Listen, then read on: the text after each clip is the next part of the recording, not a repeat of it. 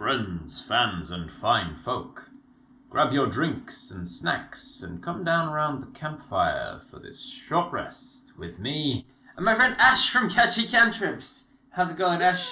Welcome in to this short rest interview series. Well, I don't like to call it an interview because that implies I've actually got questions lined up and has some sort of order to it. It's more of just a chill chat around the campfire, which leads me into my first question. Why are we taking a short rest? So are we on some kind of a mission? Are we out of spell slots? Are we almost dead and we need to roll some hit dice? What's this short rest that we need to set up? Okay. I mean, I could just go classic like dungeon run, and we're in. Yeah, just like a dungeon crawl. Yeah, I reckon we're a dungeon crawl. It's been a while since we've done one of those. People often poo-poo the idea of like hack and slash dungeon crawlers in D&D these days, but I think they've got some merit. I think that a lot of people can enjoy a good move from one room to the next, slaying monsters, getting loot. Yeah. So we're in the middle of a underground. What sort of a dungeon is it? Like an old wizard's lair, or like a kobold's trapped den, a warren? Is it like I do love some kobolds. Kobolds are good, right? And lots of traps. Kobolds are brilliant. They're one of my favourite sort of level 1 monsters because they're just so. They've got a lot of lore to them about like why they do what they do, and the little cowardly nature of them, but the fact that they're so clever at escaping and setting traps. So yeah, let's say we're chasing some kobolds through a kobold warren, and we've been trapped by a few too many kobold traps, and so we decided that we're just going to barricade one of the doors and have a little short rest in here. Are we setting up a campfire to cook some food, or are we just sitting on rations? What are we eating for this short rest? Yeah, I say we're just kind of huddled up into the room then. No campfire. No campfire. All the way. We're just hiding in the dark. We've got to hide from the kobolds because we don't know when they're going to be coming back. Yep. All right. How about drinks? What are we drinking for this short rest? We got any wine skins, or just water?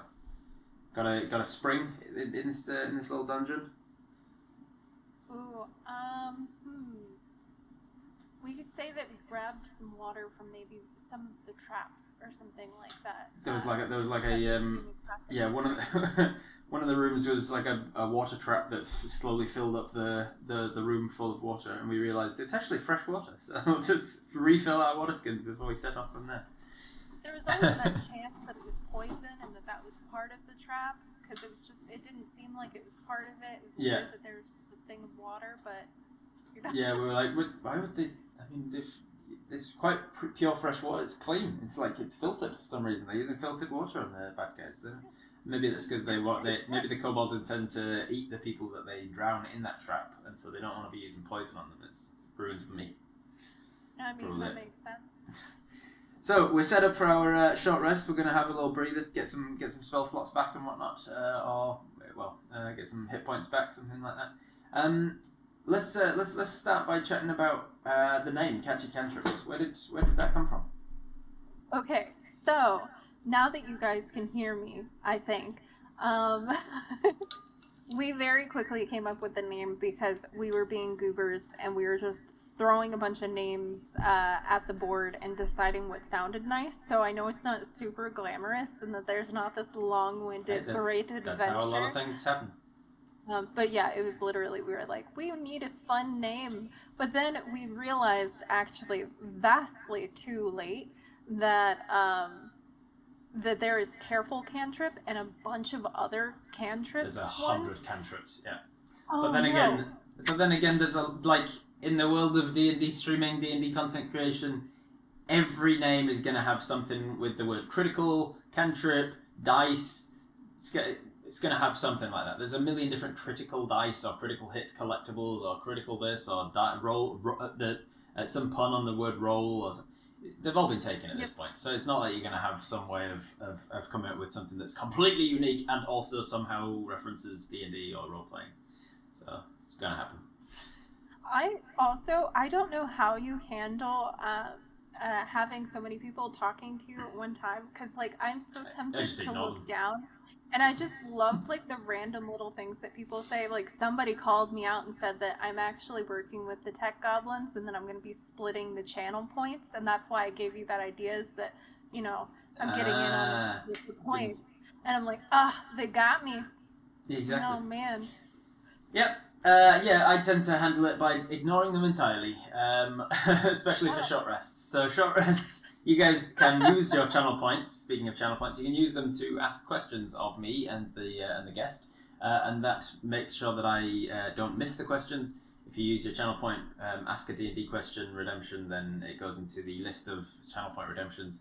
It doesn't get missed, and then in the last 20 minutes or so of the episode today, we'll go and go through that list of questions. So make sure you're asking the questions. If you're just asking them regularly in the channel, then it's likely they're just going to get missed while I'm chatting. And then my audience, my chat knows that, and they entertain themselves by just having conversations amongst themselves for the most part. You have all of the secret items. I love you saying, like, yeah, I just don't pay attention to them. My immediate thought was, see, this is why they were telling me that you're actually mean to them. Exactly. When I was talking to some of them in the Discord. Exactly. We've got an understanding. They troll me, I troll them back. It's an unhealthy relationship. So what were we saying? So Catchy Cantrips, can you remember any of the other alternatives that were like forerunners? Anything that you were tossing up between before you landed on Catchy Cantrips? Like I had said when the mic was doing its own thing, one of the ideas that we had was roll with it, just because, you know, another one that's probably 2 million people, but it was actually taken by a logging company. I guess it was like roll with it, like rolling the logs onto like the that. Makes sense, something like that. So you did your due diligence, Googled the things. Does this actually exist yet? That's one of the benefits of me just going with my name for this, Robert Hartley GM. That's me. There's very unlikely that there's another Robert Hartley who's also into dungeon mastering or games mastering or is a general manager or something. What are the GMs could be. And so it just seemed like a logical choice for me because naming things is hard, and it's hard enough when I'm a dungeon master and somebody asks the town guard for his name and I have to come up with something on the spot. And then, that's the NPC's name, and then they make a big deal of him, so he becomes like a big NPC in the whole campaign. You're like, well, now I never really thought he'd be a big deal when I named him Fred, and now he's in the camp. And then I always have this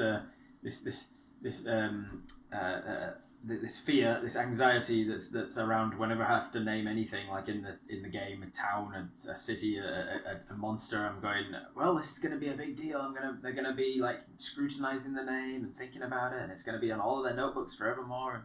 And I better be something good. And so I was like, I'm not going to go through that with my whole channel and my whole brand. I'll just go with my name, and it seems to have worked.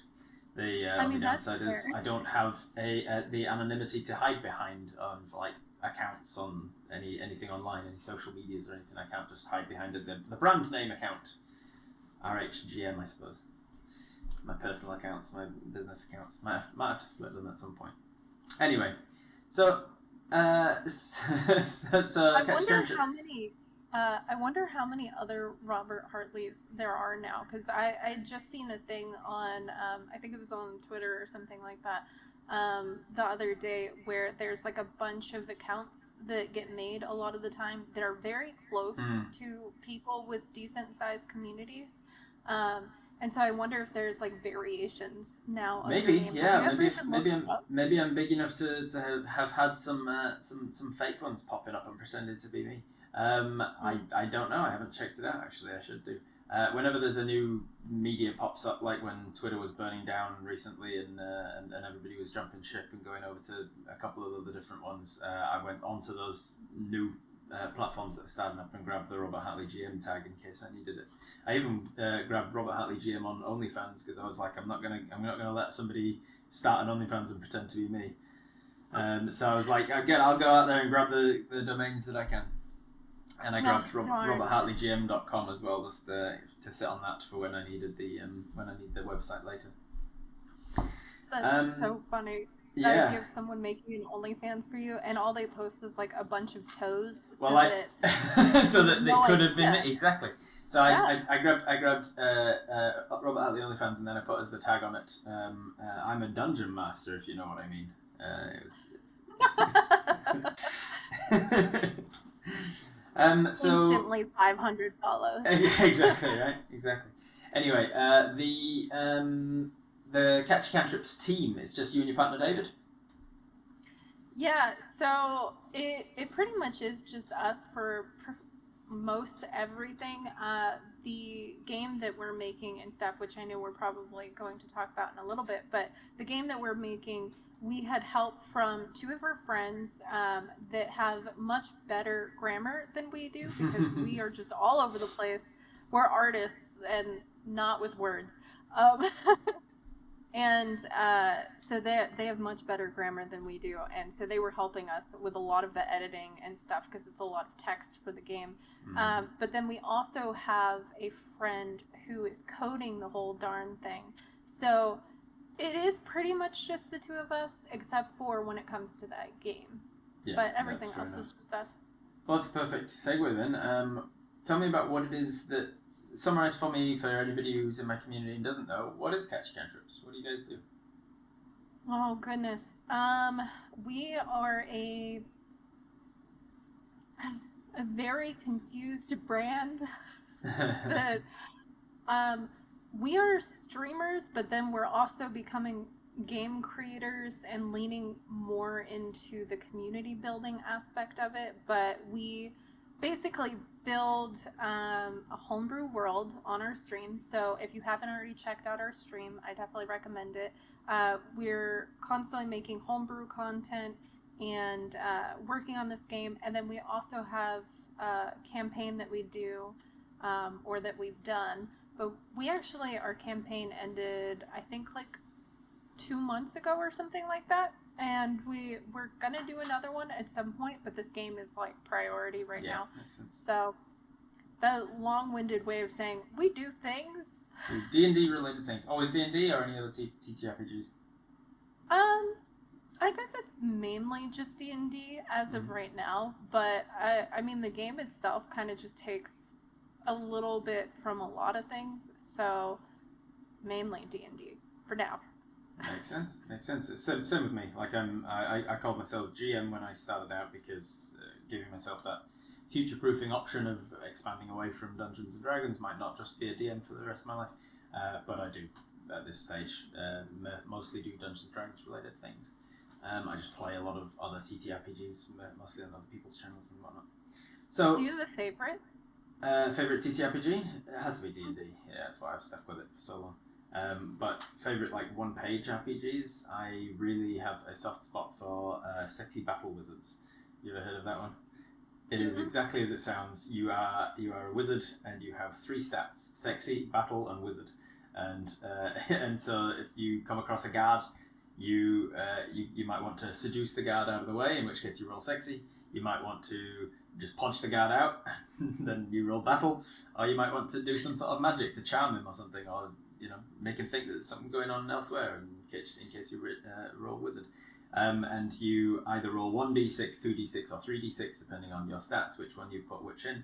And that's it. That's pretty much the entire character sheet, and it's a lot of fun. It's a very silly one-shot RPG that I run with Sarah Moore from Sarah's Table. Very good. Oh man, I need to remember that or note it down or something like that, because that sounds like complete shenanigan and something. It absolutely was. It's a very much a shenanigans-based game. What are your experiences with other TTRPGs? Do you have any favorites yourself?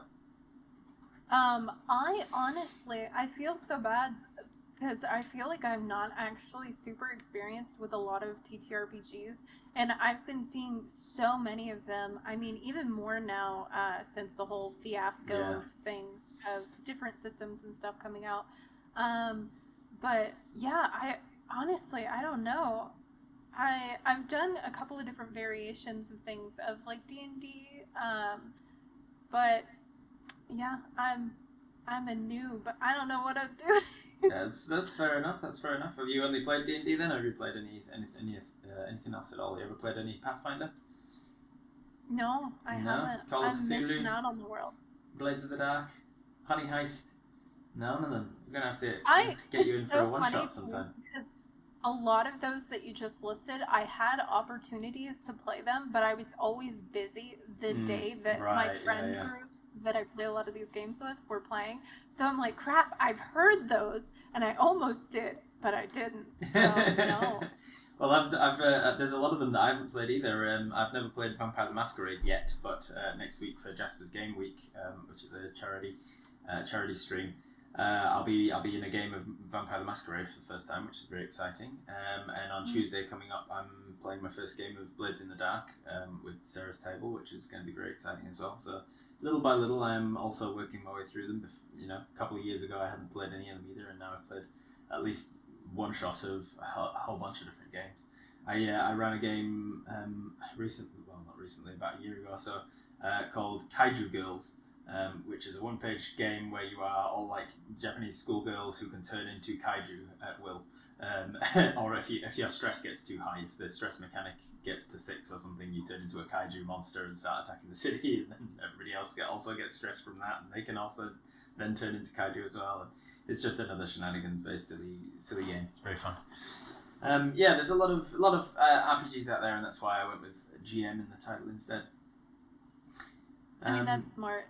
It makes sense. Now I kind of want to get a list from you, because I feel like you keep listing all these, and I'm like, oh my gosh, that sounds so fun. There's thousands. You could just look up Grant Howitt, who keeps churning them out month by month.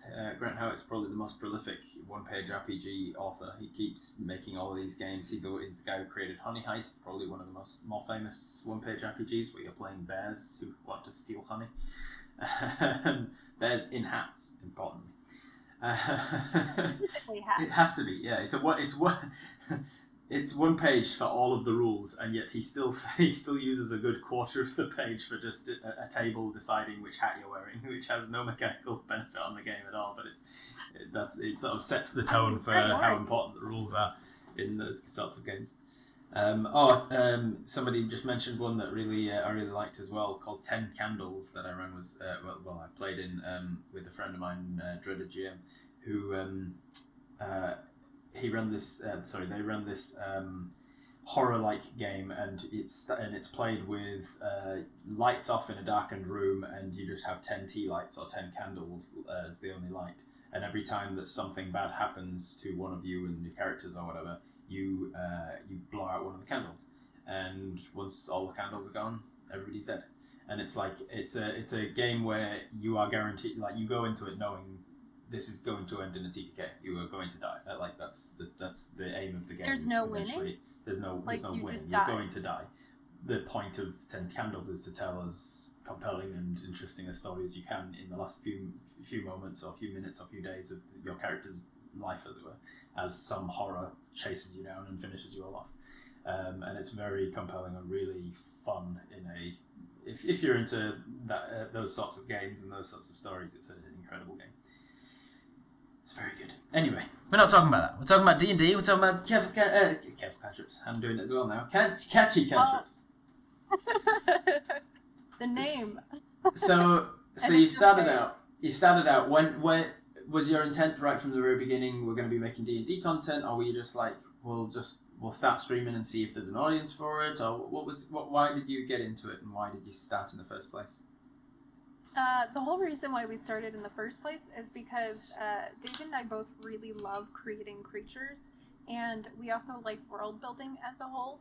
And initially, our idea was that we were going to make this world, and we would have a campaign that was super interactive, and we kept trying to figure out ways to make it more interactive. So anybody that was hanging out with us or was chatting or what have you would be able to affect things in the world, in the campaign, as stuff was happening. Mm-hmm. And the whole premise was that we had so much fun playing D&D and making up things with our friends that we wanted to do that with more people. So it wasn't anything grand. It wasn't like this huge idea to start with. But it slowly grew over time because more people would come in and then suggest things. And it's funny because initially we were thinking that the game that we're building now was going to be like this really small part. It was just going to be this cute little game where you can play it on the Discord, and it would be super small, and you can kind of just interact with some of the creatures that you made with us. And it slowly blew up into this like whole thing. Mm-hmm. But yeah, our original intention was just literally, hey, this is really fun. We enjoy it. We make good memories with our friends. Like, let's do this with more people. That sounds cool. Awesome. And that's it. And how long ago was this? How long have you been streaming and creating? Honestly, not that long ago. I think a year and 3 months or something like that is Nice. how long we've had Catchy. So you mentioned this game that you're creating. What is this game you're creating? Tell us about that. Oh goodness. Okay, so I have a 10-page document here ready to not. This is my elevator pitch. As long as the elevator is going at least 30 floors. Yes, maybe more. How fast? How fast is the? You have to hit the stop button a few times. You have to brrr down all of the buttons on the elevator, and then you can pitch it. Perfect. Yes. So the game, I'm still curious as to how much you even know. So part of me is like, how specific should I get, or should I just put you on the spot and be like, I don't know, you tell me. Well, I'll tell you what I think it is, and then you can correct anything that I've gotten wrong. All right. Yes. So I hope you get a lot wrong, because then I can. then you can pick it. Yeah, well, absolutely. Yeah. So the idea, as you mentioned, started out as a very small thing that people can play on your Discord, and it probably had a same sort of impetus as my original Discord, which was to be like this. My Discord originally started out as kind of like a role play. There was elements where you could just chat normally, but the majority of it was like role plays kind of server with, and that's why everything in my Discord's named like the Tavern and the Town Square, and it's like the Discord is a town, and everybody in there is like a character and things. And the mods are known as the Knights, the sort of the police force of the town, as it were, and that sort of thing. And it very quickly grew to an unmanageable size, and that was causing us all sorts of problems. We were like, we're going to relegate that to another server now. And that started out as like a separate server of its own for the roleplay side of things. But you probably started out with that kind of an idea of like, oh, people can roleplay and have it like this MMO kind of style, like a video gamey kind of thing where you can go on dungeon crawls. Obviously, we're in a D&D community, so people like that kind of content. And you wanted this little bot. And then it's grown now into the size of a thing that you're like, we need a Kickstarter for this to actually be able to finish it because it's so huge. But the idea is that it's going to be text-based MMORPG, so you can, just like World of Warcraft or something, you can create a character, you can craft weapons, you can fiddle around with your stats and what your character looks like, I think, because there's going to be like a room for the profile picture, so you can come up with like what your character looks like. Then you go on quests. There's NPCs in this bot. The bot will tell you different locations with different NPCs in it, and you can get quests from them and go and slay monsters and get loot. And then you can upgrade weapons, and there's going to be a PvP element somehow as well. And you can level up your character over time. I mean, you did way better than I thought you did. Not thought you would. Not to say that I thought you were going to mess it up. But I was. You had no faith in me. I mean, in all fairness, you did say I don't know when I asked earlier. Yeah, because you got to set up a low expectation so that then when I actually go around to doing it, knock it out of the park. Relatively, I need to do that with everything. Because you've shortened the distance of the park, so it's easier to get a home run. Oh my goodness. You actually nailed a good bit of it. I think the main thing is the emphasis of, so our game is actually going to, and this is wild to me, is actually going to be the first one that exists like it. So we're getting firsties. And it is hard to get anything unique these days. Yes. It's also interesting because it's been a challenge because it is different. Because it's different, you're having to pioneer all of the different things of it. Like, nobody's done something like this that you can steal from or copy idea of.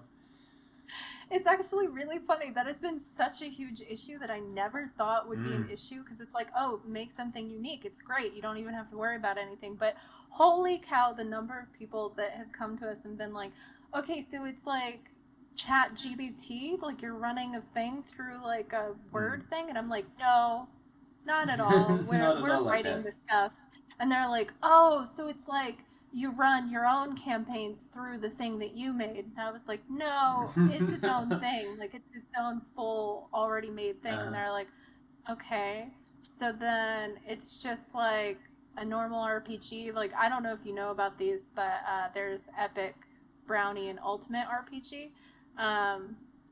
Which are also like role-playing games-ish. for Discord. And so then that's the last one is people are like, oh, you're like these. And I'm like, no, we're not. We looked those up too.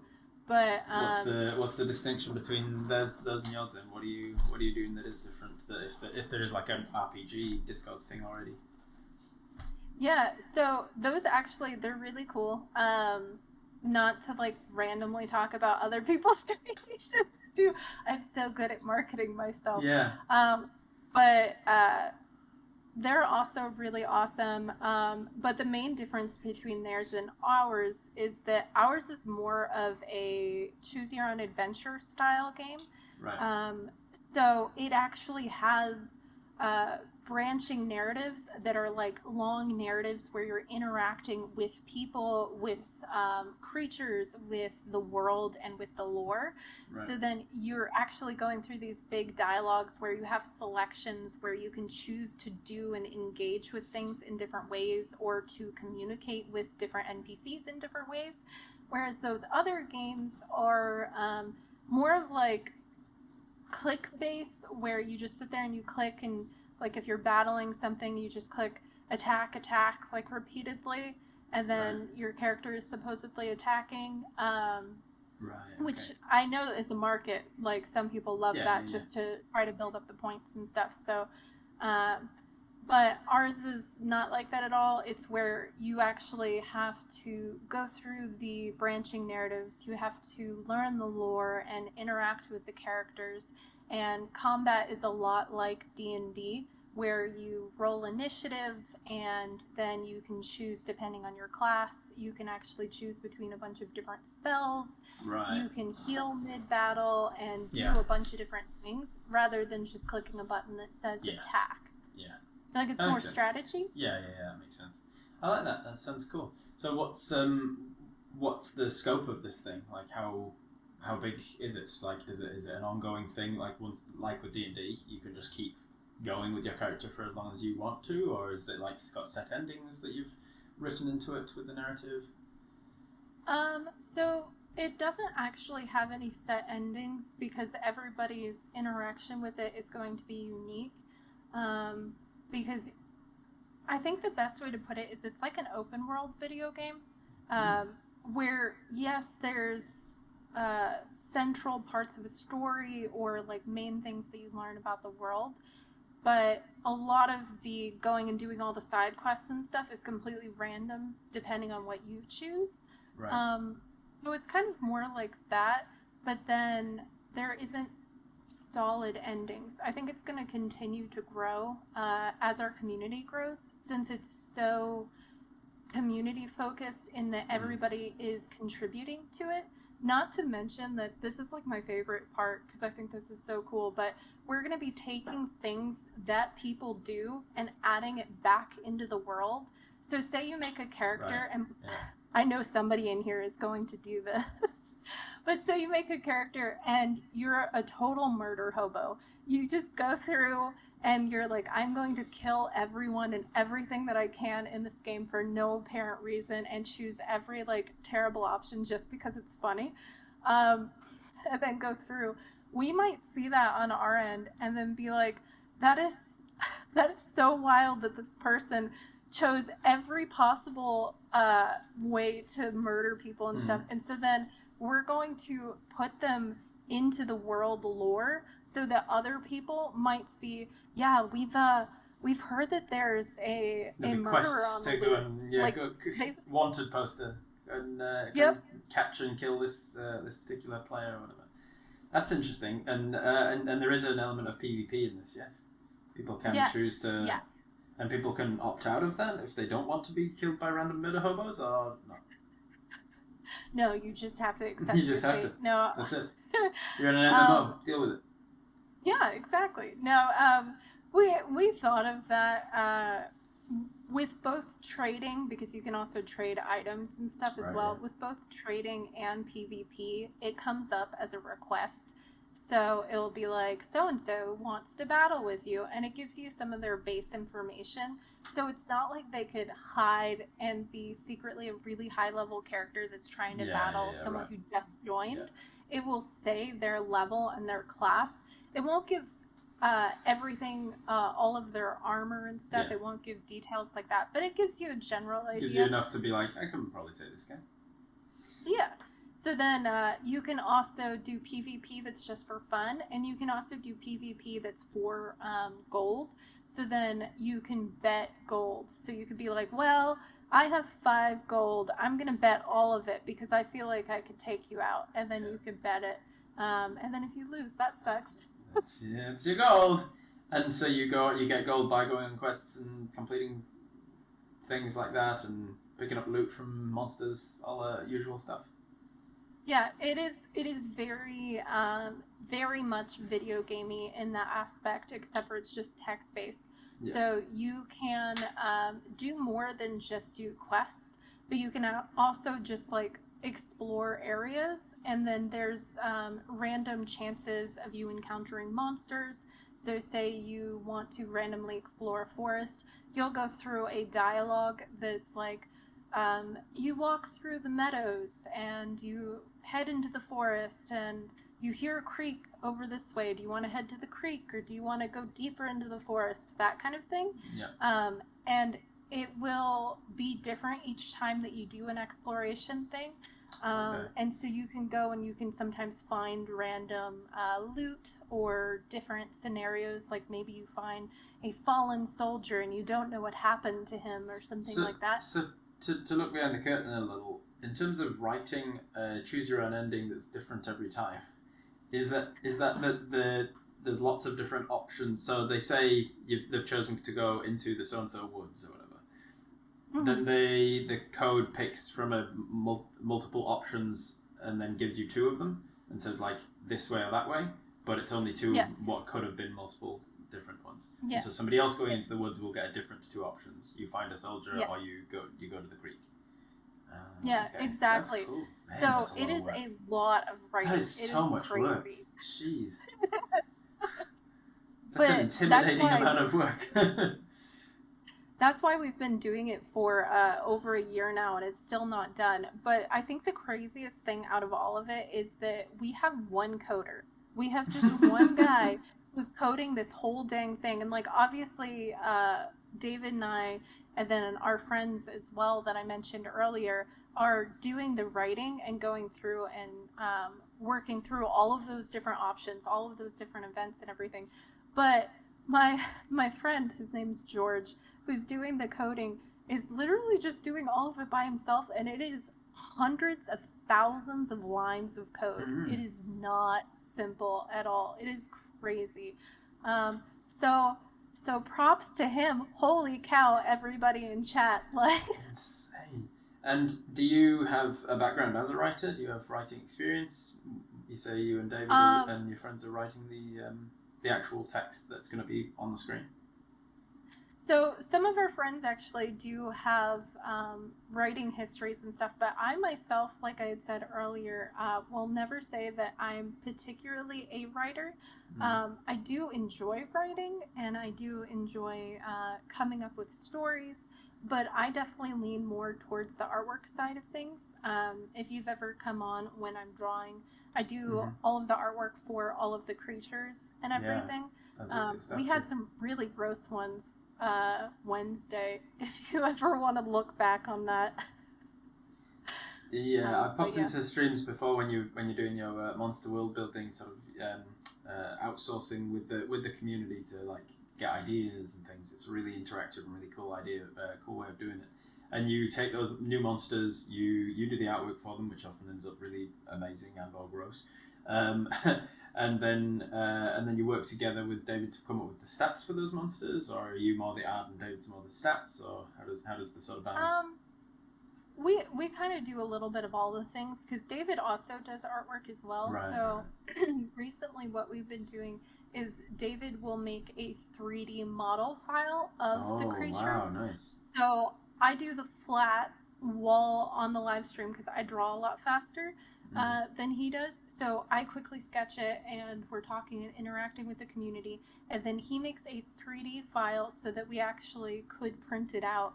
And then I'm going to eventually actually color all of the artwork for the things that are going to go into the game. So the game will have some visuals, just adding more work to the plate of having to write all of those narratives, but then also having to color every single creature. Yeah, that's a lot of work. You just love giving yourself more work, it seems. Honestly, at this point I sound like a crazy person and I don't mind at all. But I freaking love this game so much and I want it to happen so badly that we have invested so much of our time, so much of our energy, and also so much of our money trying to make this game what we wanted to. And I don't care at all because, like, I think it is such a neat idea to have a game where people can make their characters, they can level up, they can engage with the world, they can impact the world, and then be added back into the lore, the history, and everything of it all. And it just sounds like such a cool thing that I don't even care at this point. I'm crazy and I'm doing it anyway. I mean, that makes sense, and it's why the Kickstarter is so important, to put it out there and say, hey, we are doing all this work, we are putting in hundreds or thousands of hours of work between us, and we need the money to finish this off because life doesn't happen for free, unfortunately. So yeah, little quick plug for the Kickstarter. We'll talk about it a lot more throughout the rest of the thing, of course. But if you go over to Kickstarter, you can search for Saviors of Creus, spelt in the American way without the U in Saviors. I found that out the hard way by being like, why can I not find this? And I realised I was spelling it the British way, Saviors with a U. Saviors of Creus, Crius, Creus. So you can go and check that out. Consider supporting it at any level on Kickstarter. And then when it's live, because of course it will go live, we have to think positively. It will happen. And when it goes live, it becomes a subscription model, right? So that people can pay a small amount per month. It's not a pay to win. You're not paying for microtransactions, and you're not buying yourself a legendary sword from level 1. You're just paying just for the upkeep of the server, because obviously this is going to be a lot of work ongoing. As you say, you're going to be inputting things that are happening in the game back into the game to influence the world and keep it as a living sandbox, kind of an open world game. And for that stuff doesn't happen for free. You're going to be paying the people who are maintaining the server. So obviously the subscription model makes a lot of sense. Yeah, not to mention the subscription service is mostly actually just covering everyone's usage, because the way that the game works is it's hosted on a separate server that keeps all of the information about everybody's character, what they're doing, what quests they're on, what quests they've completed, etc., etc. And then it's having to also process all of the actions that are happening and then put it back into Discord. And that server is really expensive the more people that you acquire. So then I kind of did really gentle math, and hopefully I didn't do much, because I made it as literally cheap. Don't tell AJ from Winter's Tales about this, but I made it as literally as cheap as I possibly could for people, because I'm really big on that I want everybody to have access to it, and everybody and anybody who wants to play should be able to play. And so it is only $5 a month. And most of that is going to only be covering like people actually playing. So there's like a very small little tiny like 50 cents or something of that's going towards everything else. And the reason why I say not, maybe not the most sustainable way of putting in all of this work for no money. Yeah, I mean, if we get enough people, 50 cents adds up. Sure it does. Yeah, it adds up to the point where you can pay rent and mortgage and live off it and pay your bills and power bill and internet, water and rates and taxes. Yeah, well, we'll see. We'll see. Fine. It's fine. Yeah, it's funny because I was talking to AJ about this, about the whole game and everything. And it was back when I hadn't done the math. I didn't know how much it would cost to get hosted and everything, which I see that George is actually in the chat. Hi, George. Hi, George. He's LMP Kudos on your coding work. Yeah, like holy crap. But yeah, I was talking to her about it, and it was back when I wasn't really sure how much things were going to cost, and I was actually planning on just taking the cost myself and then paying for everything. But then I realized that wasn't physically possible. No. That's what she told me. She like pretty much yelled at me on stream. It was so funny. I adore her. She's so fun. But she was like, "What do you think you're doing? You have to charge for things. Yeah. Like you have spent so much time, and like all these other people have spent so much time." And I was like, "Yeah, I know." Yeah. So the thing I have to shout at artists about a lot is that people are often, artists in particular, are often so self-deprecating that they'll go, it's fine, I'll do this for free, or I'll do that, I can absorb that cost and blah blah blah. And the way to sort of shift that mindset is to remind them that it's not just a selfless act of going, I'll take that cost on myself. It's actually harming the greater world of creators and artists and things as well, because it's setting a precedent for the people who are taking your work for free and taking advantage of you.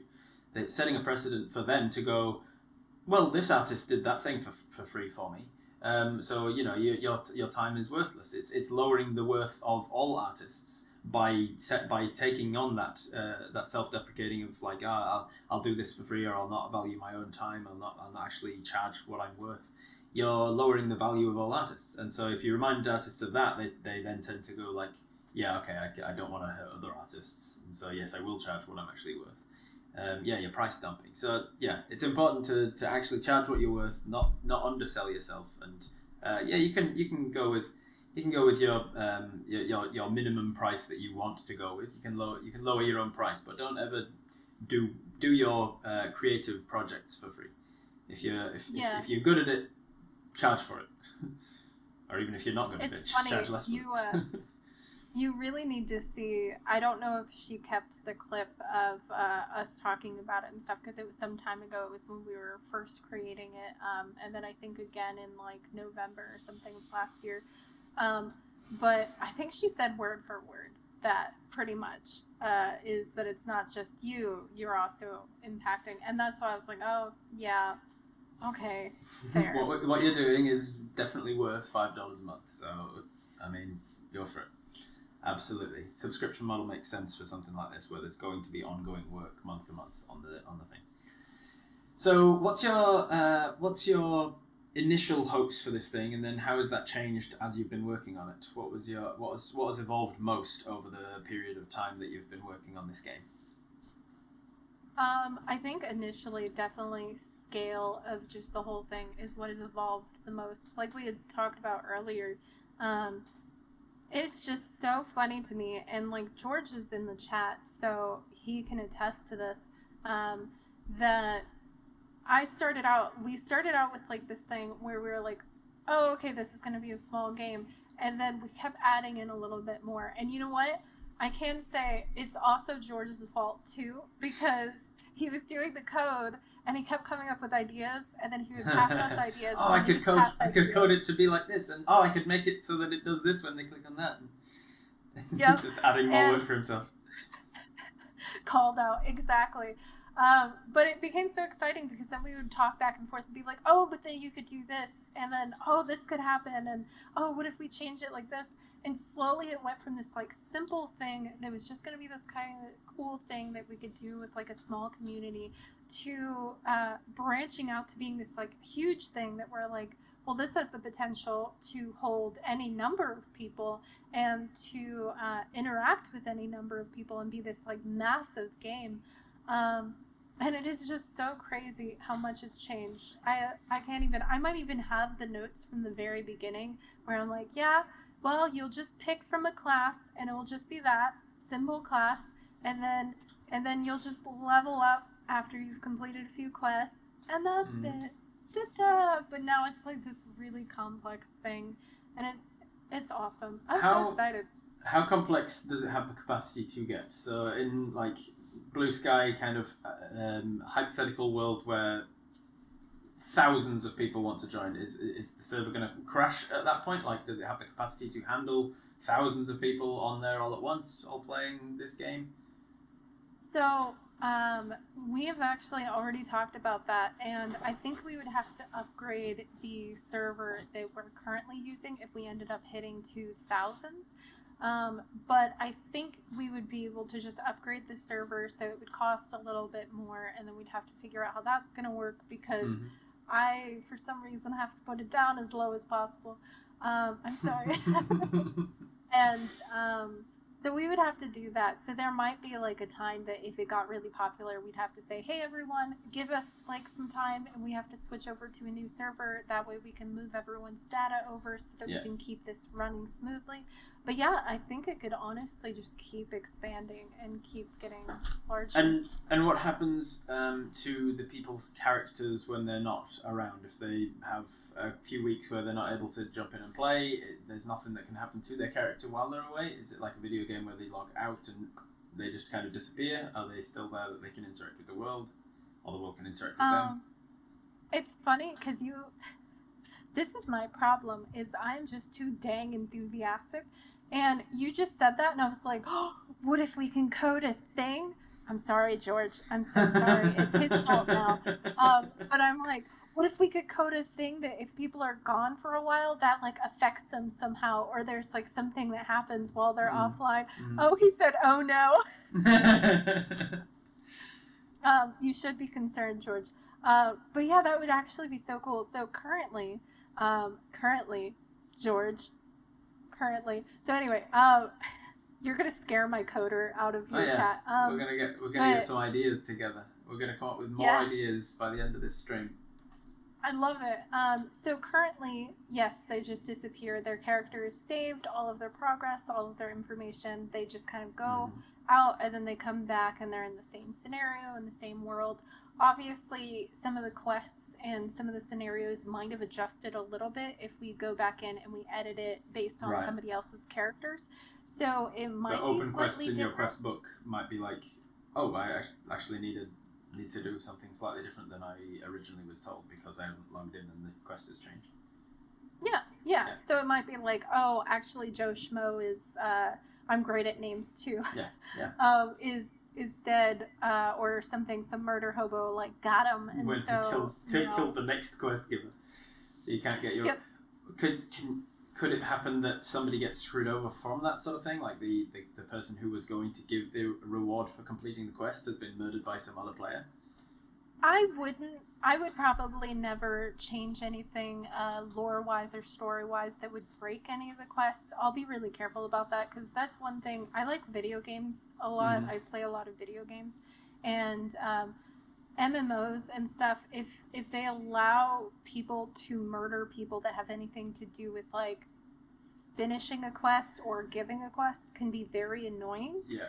Because then you're like, well, I was going to turn that in, but cool, guess I can't now because that person killed everyone in town.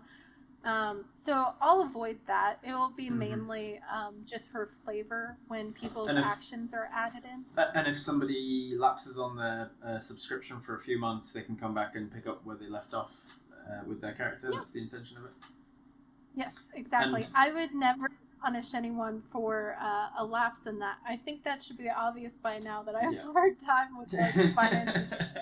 Like, oh, it's okay. We'll keep your character information. I mean, our servers are so overloaded with so many people who have like left and haven't come back yet. But it's fine. We'll have your character information. Maybe there should be like an old age a retirement feature where it's like if you haven't come back for an entire year, your character officially retires and goes to work on a farm or something and becomes an NPC in the game or something. So it's like okay. Let me write this down. Let's see.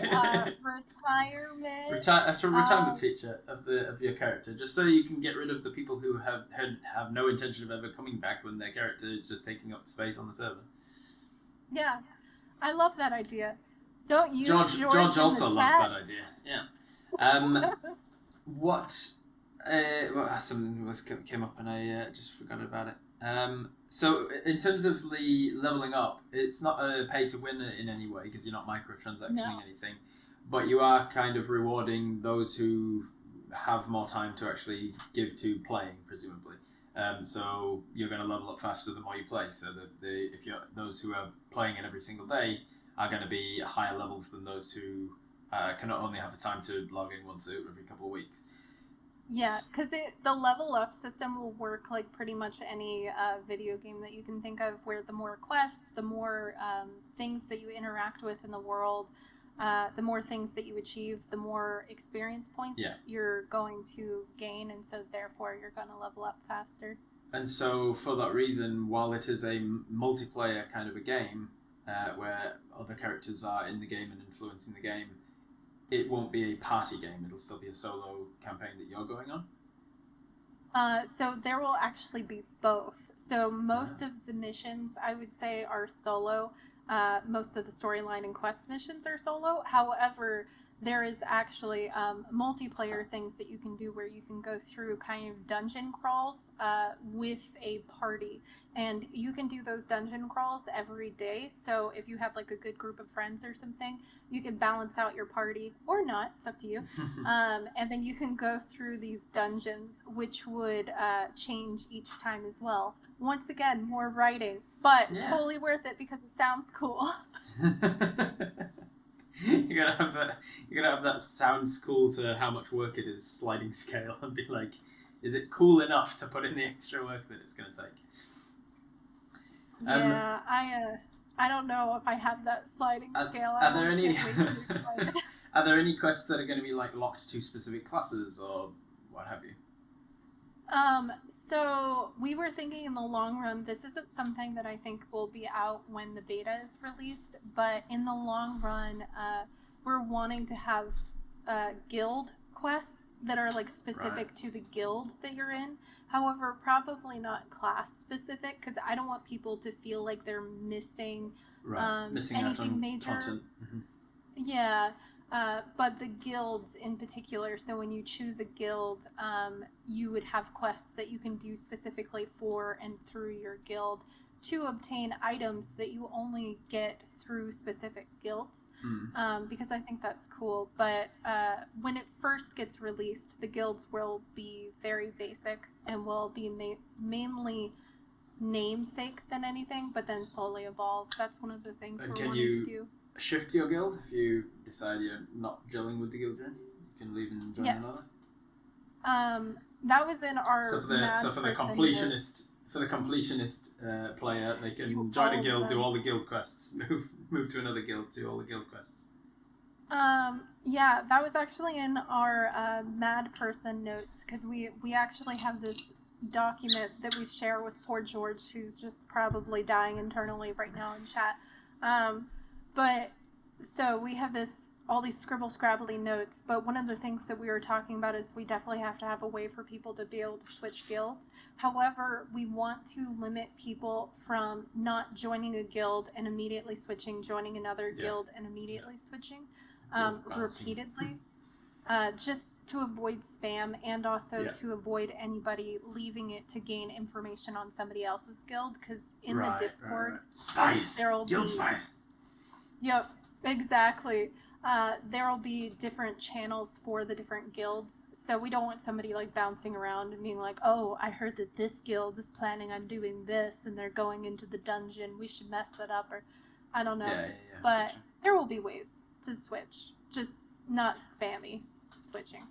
What sort of measures are in place to prevent trolls and people who just go into grief other players and stuff? Obviously, we've got the PvP has to be kind of okayed by both parties, and the guild will have this kind of like you can't jump around. But will you have moderators who are there to handle problems that arise, or trades that have been okayed, and then after the trade is gone, somebody has regrets for the trade and tries to complain about it wasn't fair? And you'll have complaints coming up, obviously, because anything with people has that sort of problems.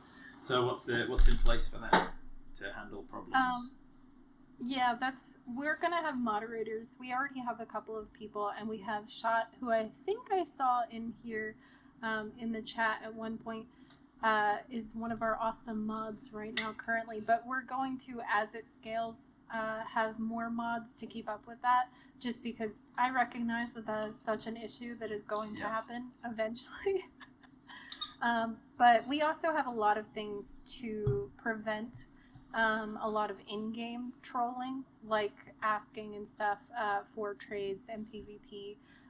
We even have spam prevention on the PvP, so somebody couldn't keep asking and keep getting denied. You can only ask and get denied so many times.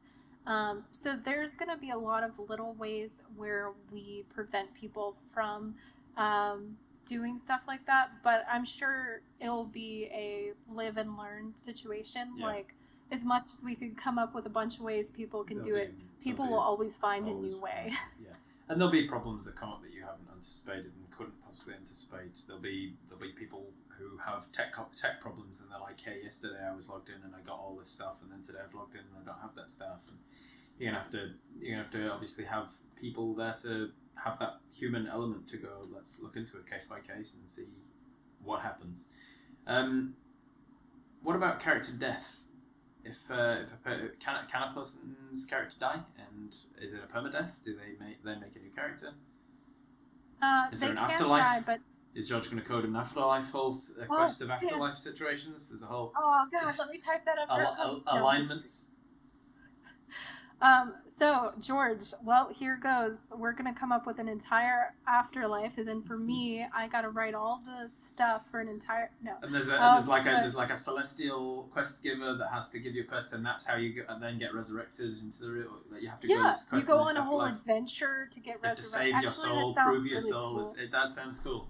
It sounds really cool. It does. You have to, in order to get resurrected, you have to go through this like resurrection quest and prove your worth. So I reckon it's easy peasy. I mean, I could do that, lol. That actually sounds really cool. Hold on, I'm actually going to write this down. We're doing it, guys. You heard it here first. I know. Wait, we need to talk more, because I like this. This is good. Good creative ideas. Let's do this.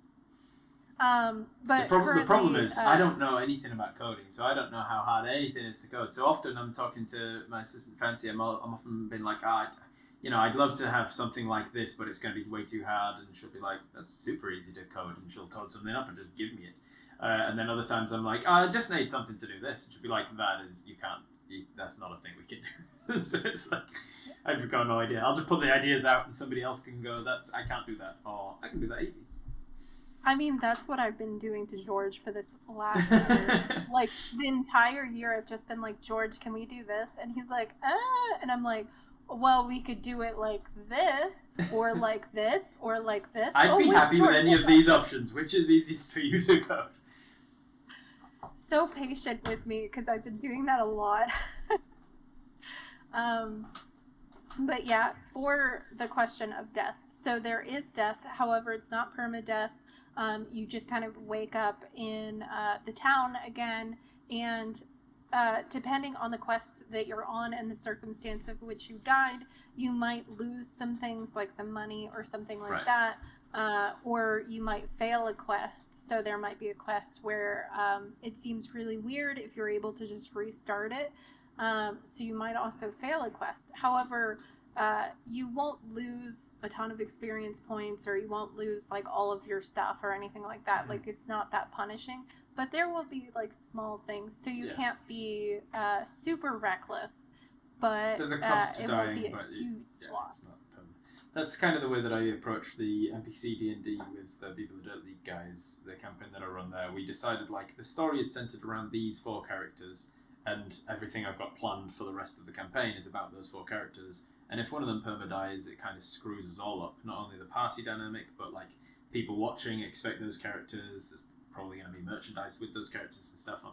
Like, and my whole story is centered around them, and suddenly I have to somehow change it to fit so that it feels satisfying to this other new character. It's just not going to work. So we were like, there's gonna be resurrection when these characters die, but I want there to also be strong incentive to not just be reckless and die. And so I invented this whole system that hasn't thankfully had to come into place yet because none of them have died.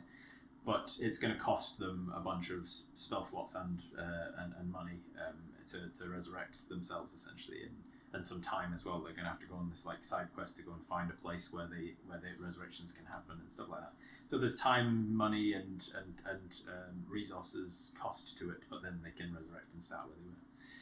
Yeah, I mean, I feel like that's a important balance to most games. Yeah. Of you need them to fear being reckless, but also still have fun and still feel like they can do some shenanigans. But it's not like if they do die or something happens, it's like end of the world. And it also has to be a balance of not so debilitating a cost that it snowballs from that point on, because you failed on this quest and then that means you lose all of your weapons and your armor and your gold and a bunch of experience, and you lose a bunch of levels, and then you're like, well, now I'm a hell of a lot weaker, so I'm obviously not going to be able to achieve the quest that I just failed on already, so I'm going to have to go back several stages and start grinding my way back up again. And that's the sort of thing that puts people off continuing to play. They're like, well, I might as well have permadied at that point, because it was too debilitating a cost. So it's a really interesting balancing act to try and work out what that level of that is. I feel like a lot of stuff, including that, is going to be something that we're going to have to constantly change, especially at the beginning. And we're releasing it as a beta version first, obviously, and then it's going to be changed a lot from there, because we really need to see just how it all works out with a bunch of people playing, and how everything that we've decided in advance ends up seeming, like if it's balanced or if there's some stuff that's really imbalanced, or feels really negative or something. And so there are so many things like that. There are so many different aspects that it's crazy, but I'm very, very passionate about making sure that it is the best experience possible, to where it's not like too easy to where it gets boring, and it's not too difficult of a game to where it feels like it's kind of punishing you for playing. And I play a lot of video games. I've always loved games. I've grown up around games. And so that stuff's really important to me. And same with David, is that like we're both huge on all kinds of games. Apparently not TTRPG, going out and branching out to a bunch of them. I need to get better about that. But we've played so many, and so that stuff's really important to me in the long run. And it will be a process. Hopefully people are patient with us, because it's going to be a learning process. Of course, yeah. I mean, nobody's expecting you to be perfect at it right from the bat, hopefully. Well, some people might be. It's unreasonable expectations. I was about to say, there's always that one. Yeah. So this is sounding like a lot of fun, and I'm very excited for it to be releasing. What sort of time schedule are you hoping for with this? It's gonna really depend on how much more work we give to George. It depends on how much George wants to sleep. Yeah, George, you don't care. Like, just do this all the time, 24/7. Actually, yeah. George codes a ridiculous number of hours a day, because he does this for a living too. Like, works in also coding. So he's coding and then comes home to code some more. Yeah, it's crazy. Like, great work ethic and stuff. Like, holy cow. Yeah, he even said sleep. What's that? But yeah, so I think right now we were hoping to have the beta in some shape or form released in July. July sometime. However, George, you can correct me on that if you feel like that's not a realistic timeline. But so just like, yeah, July next year. Yeah. 2024. 25. Maybe 20. No, I'm just kidding. But that was what we were thinking originally, and the beta will include all of the stuff that we have listed on the Kickstarter. So anything that you see there will be included in the initial release. And then we have a lot of things, and now even more things, thank you, that we want to add to it long term. But the initial release will have the stuff that's listed on the Kickstarter. And it's an open beta, so anybody who wants to pay for the subscription can jump in and be a player right from the beginning, or is it exclusive to the people who have backed the Kickstarter? We might have a little bit. We haven't actually decided yet, because we were talking about that. We might have a little bit of a window at the beginning, depending on how many people want to play and how much of a demand there is for it. When we're getting close to that. It seems like the smarter thing to do to have like limited openings. Like, this is the beta testing for the Kickstarter patrons only, and that then they can stress test it, the initial stress test, to see that the server can handle it, see if there's any obvious bugs that for some reason everybody else has missed, but like once people start playing it becomes really obvious, all those sorts of things. And then like the mob, as that goes okay, it's like, oh okay, we'll open it for another 20 people and another 20 people. Yeah, that's what we were thinking, is that we might do that. And so we might, because we were definitely going to do, I think, I forgot what it's called, the Top Father or something, which is so funny to me. The highest tier is going to have access to it in advance from everybody else, because these are people who have put so much into it, and we want to give them something in return. And so they can be there right at the beginning, the moment that we open up the gates of like letting anybody outside of us even see the game. And then these are going to be your speedrunners. Your speedrunners are going to go for that category and be like, right, let's find all of the loopholes and the ways to break the game. Let's find it. If I do this and I do that and I do this quest with this item, then I found a loophole in Judge's coding, and that means that I can jump straight to level 20. Oh gosh, I hope not. Have you got like a level cap on it, with it being sort of D&D inspired? Is it going to be D&D like in the sense of like you've got a level cap that you get all the way to level 20 and then you're super powerful and you make a new character, or what? So we were originally, I think, making it between the levels of 1 and 30. And we were going to kind of work on balancing that out. But a lot of the balancing, I think, is going to have to come after it's to a point to where we can kind of do our own, I guess it would be called like alpha testing on our side, to see if stuff is leveling too fast or too slow, or if we need to add more levels or take some of them away. And so that's something that we're kind of still working on and we're figuring out. But I think for right now it's 1 to 30. And then the regions or the places that you explore are also based on level. So you start automatically in the forest, and then the next area that you can go to and you can like explore and stuff is the next higher tier or what have you of levels. Yeah. And that actually raised the question for me, thinking about like getting to a point and then starting a new character. Is that that is something that I notice a lot in D&D, is that people often enjoy the character creation more than the actual game, and so they end up getting like 3 levels in and going, I'm bored of that character, I want a new character. Is that a thing that people can do in this? They can choose a new character, or is it set to their Discord account and so they only ever get one character? Yeah, you can have multiple characters per your Discord account. So you could do that. You could get bored and then switch to a new one. But that new character does start from square one. Mm-hmm. So you wouldn't be able to say have a bard that's level 4 or something, and then you switch. You're like, I want to be a rogue, but I want to start at level 4. It would still start you back at level 1. And if you had that situation happen, can you the PvP and the trade and things, can that happen with the same account, so that bard could then go to their own character in the rogue and be like, oh, I want to trade 1 copper piece for my legendary sword that I just found, and then give a level 1 character all of the good stuff that their other character has just gotten? I actually don't know. That's a good question for George, because you would have to be online on like your phone and also on your thing, and then you could sit there and like trade and then type on your computer. So you can, which will happen if somebody changes character and they're like, oh, but I really love this sword, they'll want to switch that over, but will that be game breaking that they've got a weapon or an item or something that they shouldn't have had that early? Something to think about. Yeah, that's actually a good note for George, who's actually answering other things. I got a mind that likes breaking things. So if you need a break tester to see if I can find ways to break and loophole stuff, I might be your guy. I have a mind that likes breaking things. Is probably not something to say proudly.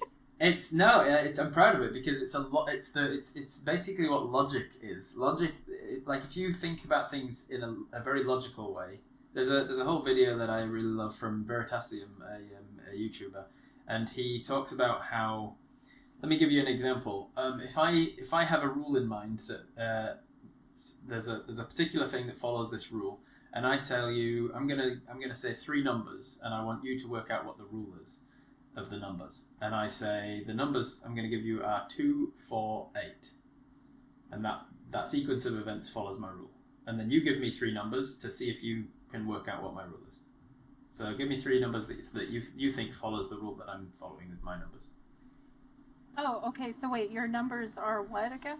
2, 4, 8. Now you give me 3 numbers.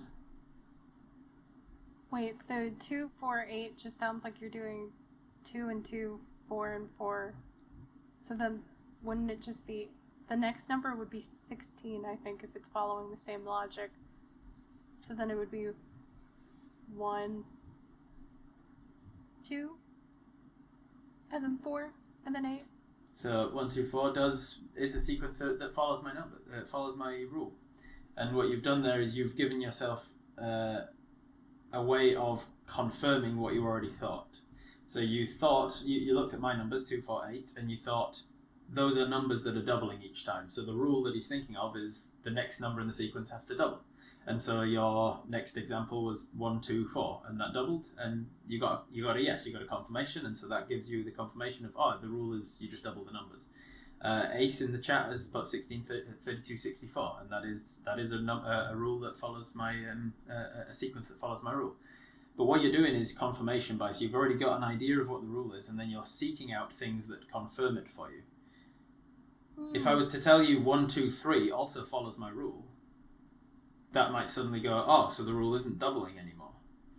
And so what I mean when I say I've got a mind that likes to break things is that people who think in the way that I do with the logical rationing is that you aim to disconfirm what you think is actually the rule. So if I think the rule is it's doubling each time, I will give an example 1, 1, 1.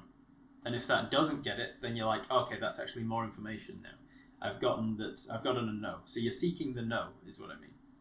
So I will always go, if I think this is what's going on, I'm going to see if I don't get the answer if I go outside of that. Is this making sense? Because the rule I was actually thinking of was just increasing numbers. So any increasing numbers would have fit my rule. But because you already thought yourself it has to be doubling, and then you only ever seek to reconfirm that, that's what's known as confirmation bias. So when I say I like to break, I've got a mind that likes to break things, I mean that I will see, this is how it's meant to work. Let's see what happens if it doesn't do that. I go outside of that box and I go, let's see if it doesn't work. Because if you go outside of the box and it breaks, then you're like, okay, good, it's actually working the way it's meant to do. That makes sense? That's how I like to think anyway. That's interesting. So I always go to the boundary rather than testing it the way that it's meant to be played. So in this, to relate it back to this game, the way that I play things when I'm testing something is to go, this is how it's meant to be played, so I'm going to do everything but that. I'm going to test it I'll go through a couple of runs to see how it's meant to be played, and it seems to be working how it's meant to be played. But if somebody comes along and plays it how it's not meant to be played, is that going to break it? And you go and test it in that way, and you go, how about if I was to create 7 different characters, and then of one of each class, and I send them all on quests and level them up to get the best loot that each class can get, and then trade them back to the person who's, and then you end up with situations where you go, I hadn't thought about that, because it required a brain that actively tries to break something in order to better test that it can't be broken. With that scenario, at least, we have a lot of items that are class specific, so you wouldn't be able to be like a barbarian and use a wizard's wand or something like that. But yeah, unless we do actually eventually plan on getting into multi-classing, and then that gets even more messy, but that's something for way later, because I know the code I was going to say, is there a multi-classing situation? So it's like a thing that might be coming. Yeah, that makes sense. Because then it gets way more complicated and stuff, and poor George is by himself with the coding. And so until we're at a place where we can afford to have another coder to help him with a lot of this stuff, I probably wouldn't just be like, okay, George, add this to your list. You're not allowed to sleep. But yeah, that's so interesting, though. Yeah, So I guess what I'm hearing is that you should definitely help playtest.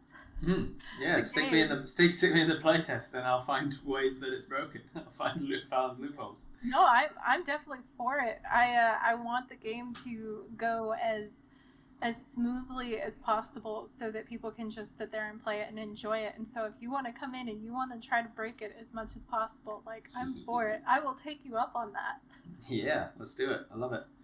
All right, so we're getting towards the end of the session, so I'd like to leave a little time for answering the questions that have been coming in. A lot of good questions have been coming in, so let's open up that window, and I can start asking. If you guys in chat have questions that you want answered about this game, guys, and I have things that we haven't talked about already, or things that you may have missed, then you can use the question redemption channel point thingy-mabob, and that way I won't lose the question in all of the chat that's happening. Let's open up my requests queue. Oh man, Die Fair Lady said they answered a lot of them already. We're doomed. Oh, well, there you go then. We've got no time for the other questions. All right, D&D questions. Let's have a little look. We have a question from Centauri. Is there a particular quest from your Kickstarter Discord bot that you're most excited for, and can you share or tease anything about it? Ooh, so there's actually a couple of quests that were written by our awesome friends. Can't sing their praises enough for helping us with this, because they went into it not knowing exactly what we were doing, and they just sat down with us and helped us create ideas and quests and fix our terrible grammar. But we that's also something that I can help with in the playtest, because I am a grammar nerd. I know a lot about syntax and structure, and I can be like, you need a comma here, or that should be a semicolon. So I feel like I just need to hire you on our little tiny team then. But yeah, so they came up with a couple of quests, and I won't give spoilers because I feel like this is really good. But there are a few of them that they made up. There's one where it can just have like this unexpectedly really horrible ending. It starts out so wholesome, without saying what it is, because I don't want spoilers. Depending on your choices. Grandma's making cookies and needs you to pick some flowers for the basket that she's going to present the cookies in. And you go off to pick the flowers, and then there's like some sort of horrible gremlin that eats your face. It's more like that context. You go to pick flowers, and then you give it to Grandma, and you're like, here you go, Grandma. And then Grandma gives you a weird, sinister smile and begins to make the cookies. And then you realize the flowers she's using are sentient, and you hear their screams as she's smashing them into the cookies. Okay. All right. Cool. I love it. It's more like that, where somebody's like, oh, okay, this is easy, straightforward quest. And you keep getting... it has implications that I didn't realize. Yeah, you keep getting things that are like, don't actually grab them for Grandma, and you're like, weird, I wonder why they put that option in there. Or turn back and return the flowers. And you're like, huh, they're really giving you the option. But then you just go through with it thinking it's innocent, and then you're like, oh my god. Oh, there were so many red flags. I should have paid attention. Yep. That's brilliant. Yep. I love that. I'm so excited to see, because there are some quests like that where it's going to assign a role that's almost like an achievement role onto the people that end up with these horrible endings. So then we'll see like flower murderer or like or something as a role. I love that. So everybody else can be like, you went through that quest too? Yeah, me too, bro. Yeah. That's brilliant. And it improves that sense of community as well for people to achieve those things. And there'll inevitably that way be some of those roles that are like sought after. People will be like, how did you get the legendary dragon role? And they're like, and people will be like, well, you got to go on the right quest. And not telling. Maybe there'll be some roles that at the end of the quest it's like, remember, adventurer, keep this secret. We don't want everybody, blah, blah, blah. And then they have to just find it. And I know that inevitably, and I think this is honestly kind of cool, there will be YouTube videos that are like breakdowns where people are like, do you want to get the role for Here's legendary how you get blah, legendary blah, blah, blah. Yeah. That's good. But that's cheating. Because then it would tell you every path and every choice that you had to do to get to the correct ending to get that role. But that's why the randomization is going to be really useful. Of like, you might go on the quest and get a different experience than a previous user had, right? It like for the quests, you said that there's going to be like different for every user. The randomization is mostly for the exploration and for the multiplayer Not the dungeons, quests. The but the quests would quests be... themselves, Right, that makes the sense. only randomization is in your choices, because there's a ton of different endings. So then you might go down this path and then end up at this ending, but then somebody else might go down this, but then all of a sudden go over here, go over here. That makes sense. Have you played Detroit Become Human? That just reminded me of that. I haven't. I've actually been recommended that a couple of different times. It's a fantastic game. I can't recommend it enough. It's amazing, and it's so replayable. I haven't had the time to replay it, unfortunately. I finished it once, got the ending, and was like, man, I need to replay that as soon as I can, and just never got around to it because I don't have the time. But it is a fantastic game because it is a choose your own ending video game, and the choices you make, even like small choices, really do make a difference. So it would be great. Even just as research for the sorts of ways that this can be done well. At the end of each level, as it were, you get like this flow chart, and you can tell, at some point there was a branching option. I didn't even realize I was making an option, but it says I went this way and I did that thing which branched off into this, and this other option is like grayed out, so you don't know what it was until you go back and replay the level. And you get to the point where you made this choice that you didn't even necessarily know that you made, because some of them are like in a very video game way. Sometimes it's really obvious where the level is wanting you to go. You just like kind of follow the path. But if you look at the flowchart at the end and you go, it says opened the door. It's like, was there another option? And so you go back and you're like, well, the path, it's clearly wanting me to go this way. And you might look around and be like, I could actually climb up here and go there, and then I've got a completely different option. So yeah, very good game, and I recommend it. Detroit Become Human. That's basically what we're doing too, except for just text-based, is that like some things might seem inherently really obvious, but then there are whole different branching narratives that go a different direction with the same quest. So though there isn't randomization in the way that I was talking about that would be for exploration and stuff, there's still that factor of like there are so many different ways and so many different choices that you can do. So it creates a lot of replayability, even if you keep replaying the game with multiple characters. Nice. I'm very excited for this. Fair Lady asked, what's been your favourite character to play? Races and classes, etc. I think this is not to do with the game now, but just in D&D in general. My very first type of character, I think, has been my favorite because I've played them a couple of times. And you've got the nostalgia for it. Yeah, I think so, maybe, because it was my first one. And so even though I tried different classes and stuff, and it's I really like the Tabaxi. I just think they're cute and stuff. Yeah. And then you have just claws, so even if you lose all your weapons and everything, you always have that. Looks like a cinnamon roll could kill you. Yep. And then I really like the trickster rogues. Yeah, arcane tricksters are fun. The arcane. Yeah. Because then you're taking like all the sneaky elements of being able to like move around, but then you're combining it with also having magic.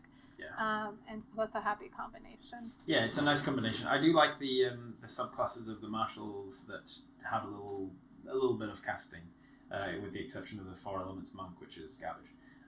But the arcane tricksters and the eldritch knights are always a little bit of fun to play.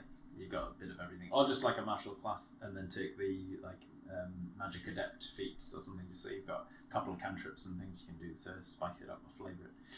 Excellent. Redal asks, how did you start the creation process? Was it just for fun at first, or were you always planning on making a business out of it?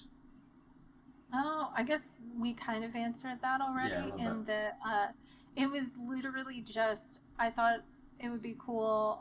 David and I had talked about it a bunch, that it would just be this fun thing that we could do and have a community. So it definitely did not start out with, oh, wow, we're going to be able to make good money off of this. It's going to be great. Didn't start out that way. It's still not that way. You're still denying yourself the option of making money from this. What is money? Except for, sustainability. But yeah, it started off as this thing that we just thought would be really cool to create, to engage with the community, to have, and that if it ever became something more, we were able to actually financially become stable off of it, it would be awesome. And it would be like a dream come true, because then we could focus all of our energy and everything that we do into this thing. Mm-hmm. But yeah, I don't know, it's become so much bigger of a game. at least. Rita also asks, does the game have a series of set possible endings, or is it ongoing? We answered this one in that the individual quests have set endings, multiple endings that you can possibly get to through different options. I imagine there may be like roles in the end for like completionist or something, of like somebody who's gone through every quest, and like, can you replay the quest? Is it, once you've completed a quest with a particular character, is it locked for you doing that again, or is there going to be some quests that you can? Yeah, makes sense. Yeah. If it's a replayable quest, then I imagine there'll be like some kind of a role or a reward of like, well done, you've gone through and gotten every ending. But the game as a whole is just going to be kind of an ongoing thing, at least for now.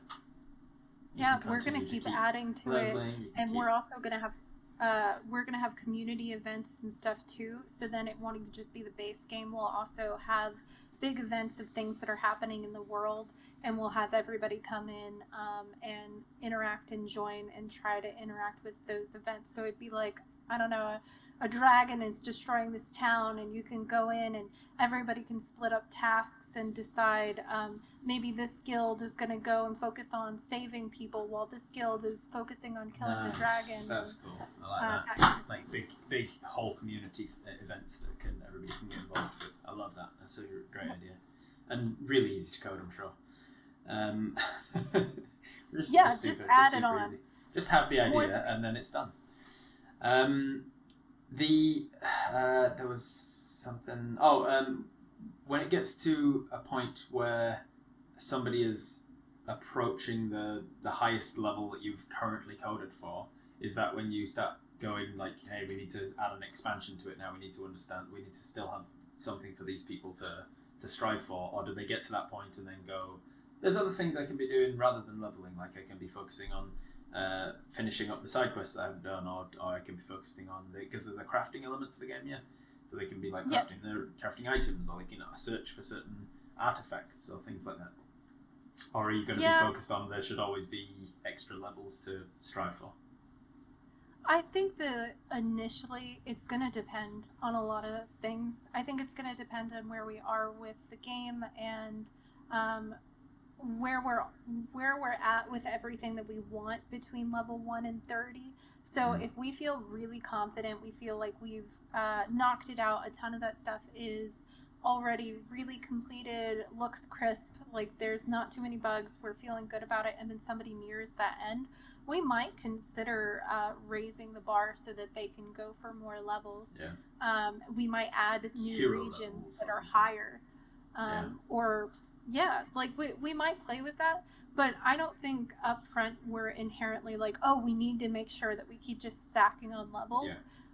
Because we have so many things that you can do and you can interact with everybody. And I mean, even outside of the game, we're going to continue doing our streams where people can add to the game. So even if your character is to level 30 or what have you, you can still go and be like, okay, well, I'm going to go join the stream and I'm going to make this weird creature, and then I'm going to go back to that area and find that weird creature after I find out that it's been added to the game, and then I can battle it and stuff. So that's cool.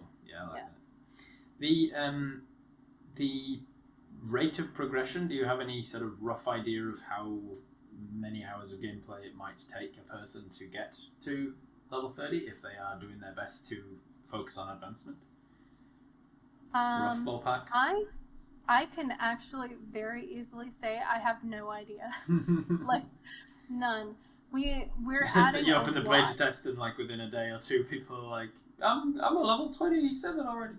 Like, I feel like we do have some limits as far as how many quests you can possibly do with your character per day. So you wouldn't be able to be like, okay, I sat there and just played for the last 12 hours and did like all, 120 quests and I like speed run everything, and I don't know, I was crazy.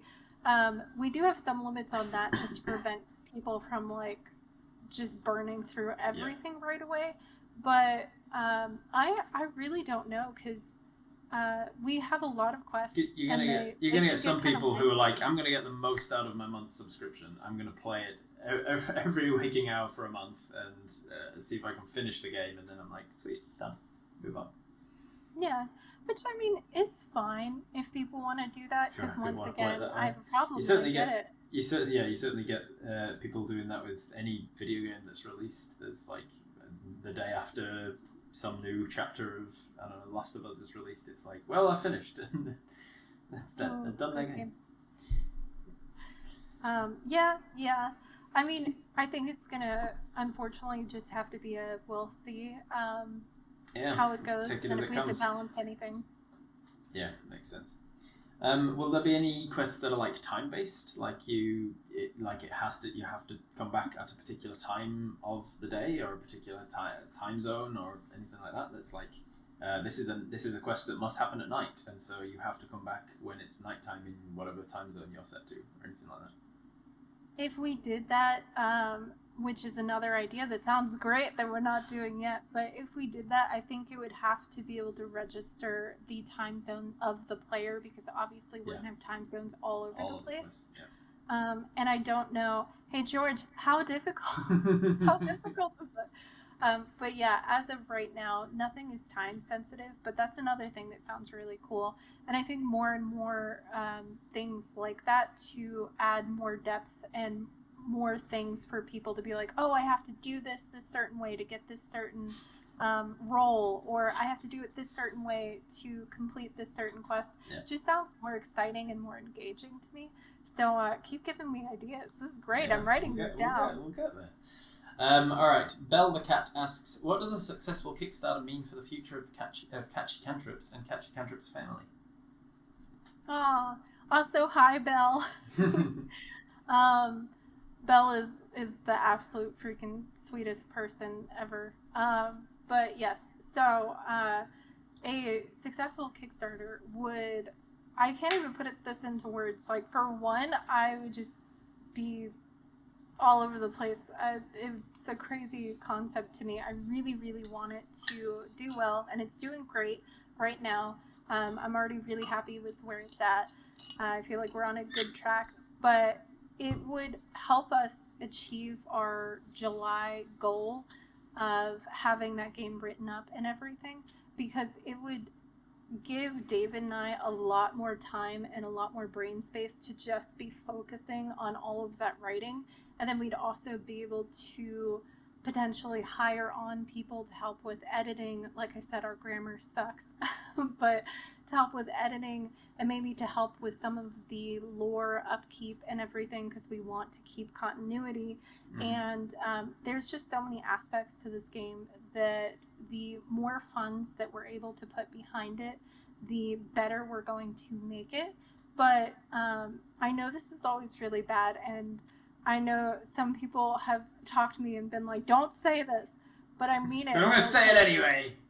Exactly. But I personally do not care if it gets funded or not. Like, I want it to desperately to get funded. It would make my life so much easier and all of this so much easier on me. But at this point, we've put so many hours and we care about this game so much that even if this thing doesn't get funded, we are going to make it. Like, it is so important. It's just going to cost you your own money, and it's going to be a lot longer I process. Would probably have to. Yeah, a lot more stressful. Probably have to be.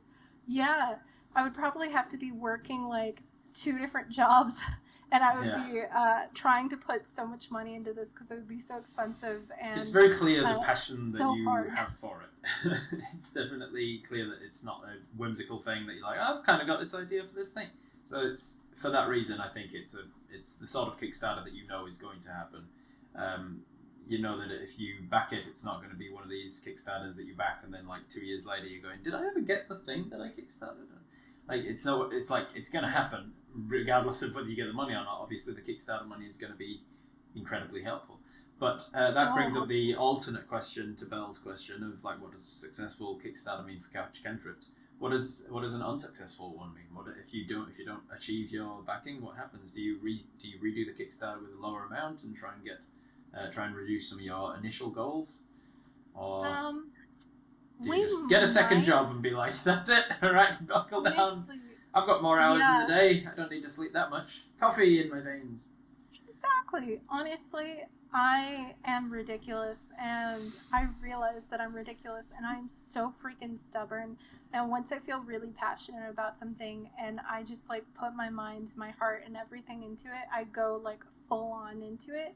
And so even if it ended up not getting to the funding goal, I would just get like 2 jobs, and then I would be working all the time. I don't think we would be able to release it in July. Unfortunately, that would probably mean we would have to push it back because obviously I would not have as much time if I'm working 2 jobs. But I don't know if we would do a lower tier Kickstarter. We would probably have to talk about that and figure out what that means.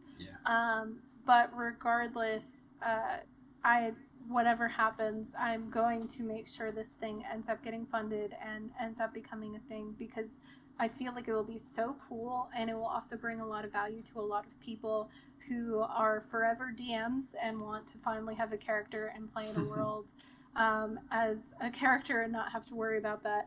And it will also help bring a lot of people into the TTRPG space because it's going to be designed in a way that's really accessible for even new people who are not familiar with mechanics like that. And so I'm like, I also know from experience that when I was first getting into D&D about 7 years ago, give or take, I was super hooked on the one session that I had, but it was like a one shot, and the DM had no intention of playing again, kind of thing. And so for months I got super hooked on D&D, and then for several months I didn't have anyone to play with, and I really wanted to get into it, and I was like looking up how to get that D&D fix, that roleplay game kind of fix, and having that be something that is another option for those sorts of people, the people who need to play, need to fix, and they don't have the time schedule that allows for playing D&D regularly with a group of friends, or don't have the friend group for it, or whatever it is. Having that be an outlet for them to be like, oh, excellent, I'm getting my fix here with a massive multiplayer kind of D&D themed world.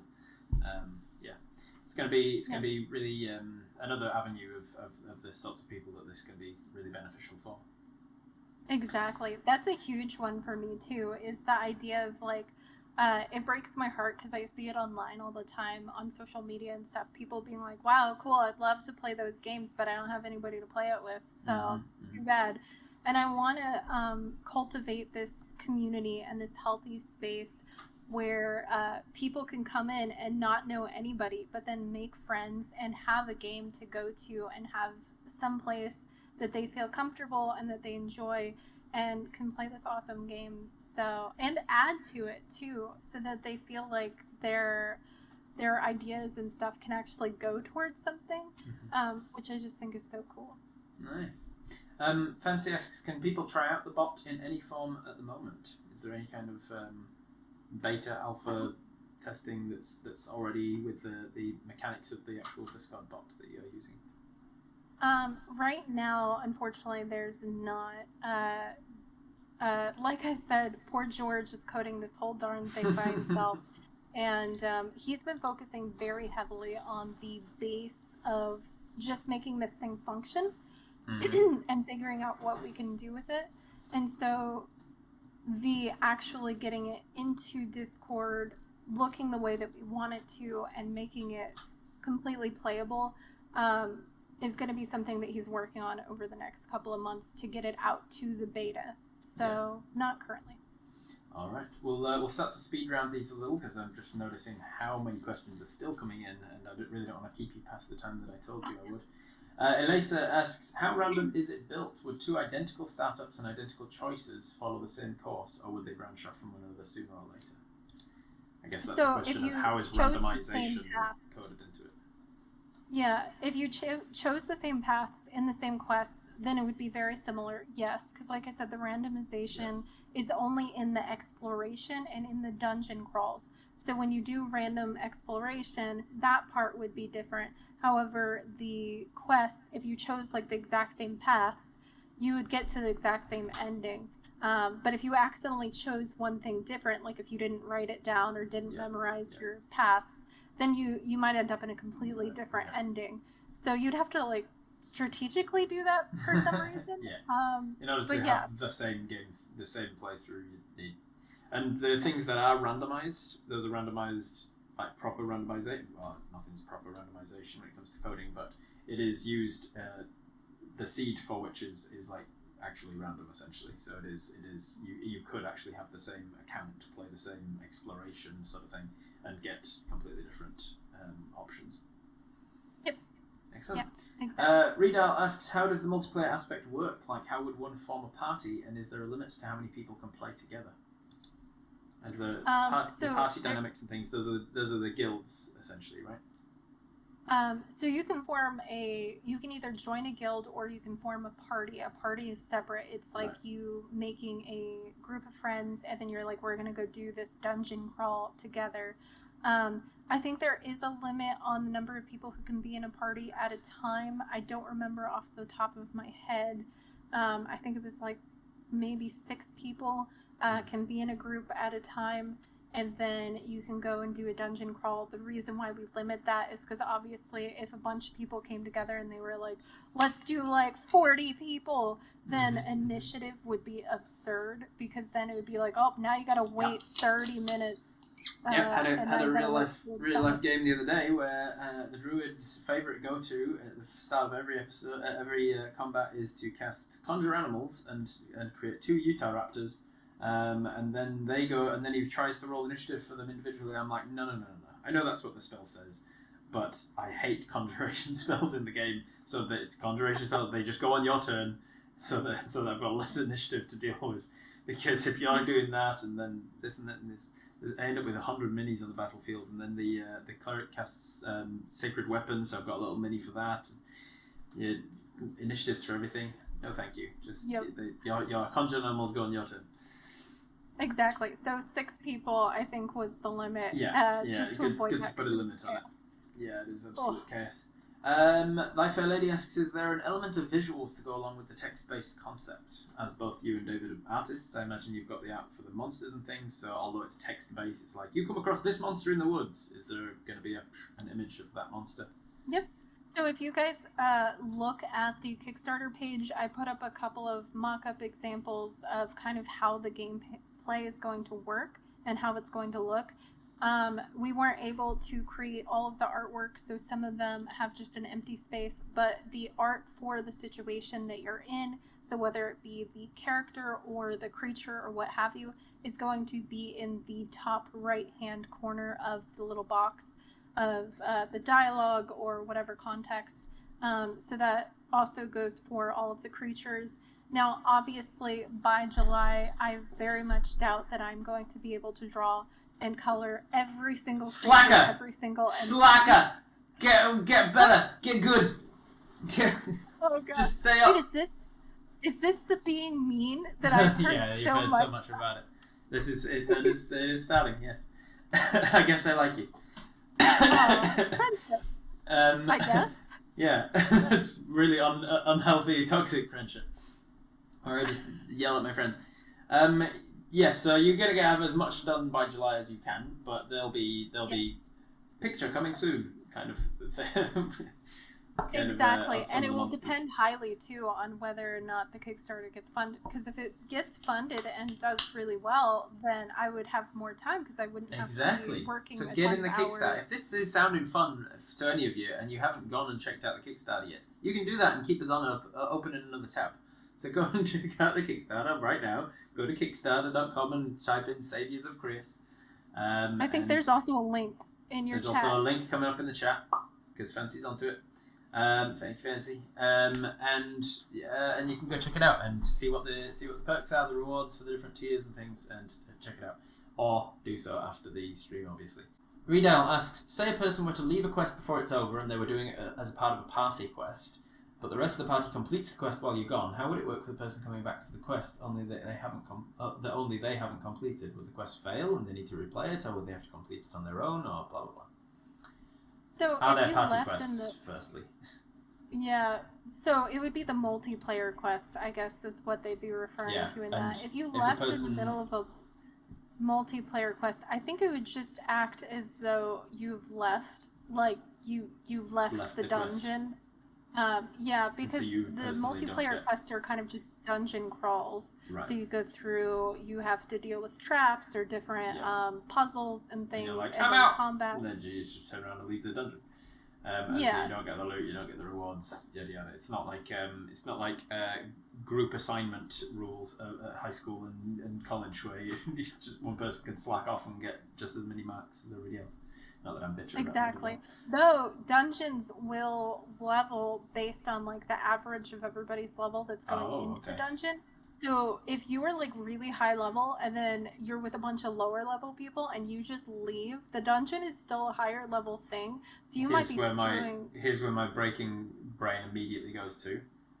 Bunch of high level players ask a bunch of low level players to join them for a dungeon, then tell them to leave. The low level players leave, but you brought the average of the dungeon down for the high level players who remain. But they also won't get as good of rewards because they brought the lower the level down. So good for grinding. They could if they wanted it easy, time. I guess. Yeah. Alright, cool. As long as it's balanced with the rewards that you're getting is based on the level of the dungeon. Makes sense. Mythical asks, what happens if your character dies? Is there some kind of afterlife they could explore? They did definitely. I think we talked about this. So they resurrect, but at a cost. Mythical also asks, are there more planes of existence? Can we get to the Feywild, the Shadowfell, the Elemental Planes? That's a good question, actually. We didn't really talk about the setting of this world. Is it a Dungeons and Dragons, very Dungeons and Dragons-y, like you're on the material plane, but there are other planes of existence? Or what's the sort of setting? Yeah, it's very much that. So right now, it's just on one material world that we're building with you guys. And that means like lore, creatures, characters, everything we build live with our people, with our community, which is so cool. But right now it's just material plane, and that's Creus. Creus is like the name of the earth, I guess. Right. So that's what Creus is. And then I would love to eventually add more regions that actually go into other realms, because I think that would be so neat to have almost like DLC. You get to a certain level, then you can start adventuring into unlock other the fire realms. plane and things, Yeah, like 100%. That sounds super cool. And it would just be a matter of writing that. Release to code, easy peasy. Just add in the afterlife and the planes and the underworld. Alright, Thy Fair Lady asks, this all sounds great, but a lot to deal with for a long period of time. Do you have plans in the future to extend the family, as it were? Yeah, get more people into Catchy Cantrips to help you with this. 100%. Right now, we don't have like any money. Yeah. So we can't like pay anyone. For, right? Yeah, exactly. Pay people for their work. Exactly. We've already spent a lot of money on everything to do with Catchy Cantrips and stuff like that over the last year. So we're kind of like out at this point in queue the Kickstarter. But I honestly, that would be a huge thing, because we could hire another coder so that poor George doesn't have to be alone and dealing with me getting excited over ideas. And then we would hire like professional editors to help us, and also Rob, of course, over here. Of course, of course. And then we would just keep expanding the team, also to accommodate the number of people, because like the big thing for me is that I want everybody to have a really good experience with the game. And so obviously, like if there are a ton of people playing, David and I can't be the only ones in there trying to keep up with everything. We would be like, what is going on? So yes, very much, 100%. Riedel asks, can you choose to make your own character background, and will that background influence where you start the game? Do you always start in the starter forest? Yes, so that is the one way, that's the one thing that we did that is a little bit, I guess you would call it railroady in the gameplay, in that we wanted it to be easy to figure out what you could do and what you can't do as far as leveling, and for us to have a system so that we could throw things at you that were difficult but not impossible. So you're not like in an area, then you actually try to do a quest. Yeah, because with an actual open world, you end up with something like Dark Souls, where you're like, oh, I happened to go left right out of the tutorial level and got immediately annihilated because you're not meant to go to that level until you're level 20. Yeah. And that doesn't feel accessible to people who aren't as familiar to games like that. So that is the one way that it's railroady, is that you always start in the forest and then you go from there. And the forest is like a tutorial kind of a stage of like teaching you how this game works. Area. Yeah, makes sense. Yeah. After you build your character, you decide on their name, their race, their class, and so on and so forth. Yeah. You get and kind of like a little D&D tutorial. choices, like the races are the typical. Though with some homebrew, because we're throwing in homebrew races and stuff like that as well. So that kind of adds a little bit, but the races don't impact your stats. That way, people can make whatever looking character they wish for, and it's not going to like affect their gameplay. And for anybody who likes artwork of your characters, your server picture, your server icon, so if you have Nitro, you can make that different per server that you're in. If you make that your character art, it will go when you're looking at your character's information, it will actually be on the little block. So you'll see an image of your character on there because it grabs from your server icon. Nice. Babel asks, can you multi-class? We talked briefly about that, and that's something that's potentially coming later because it's a hell of a lot more coding to do. Reedale asks, can you replay quests? We said that depends on the quest. Some of them will. Mythical asks, is there romance? So is there PvP, trading, and romancing between players? Or is that all roleplay based? You can choose to romance other characters, but that's up to you. I mean, you can always try to romance other characters. You're going to turn this MMO into a dating sim as well. We might add something like that eventually, just because that's kind of funny. If you're playing a super seductive bard or something, can you seduce the guards? Can you romance your way into getting better prices at the shopkeepers? Like 50 people or something like that. The bard actually keeps finding new players, and they're like, you wanna get married or something, but they're actually secretly married to 60 other characters. They end up with a situation like it's called Her. Have you seen the movie Her, where Joaquin Phoenix falls in love with Scarlett Johansson as an operating system? Yeah, it's like that at the end of that movie where she's like, because she's an operating system, she's also in a romantic relationship with like 60,000 other people. Yep, exactly. So right now there isn't like a romance setting. We even got asked by somebody in our community if they could adopt children so that they could abandon them later or something terrible like that. And I was like, what? No, you can't. Opens up window to local authorities. But where are you based? Just for time zone reasons? Yeah, just wanting to know. Yeah, it was so funny.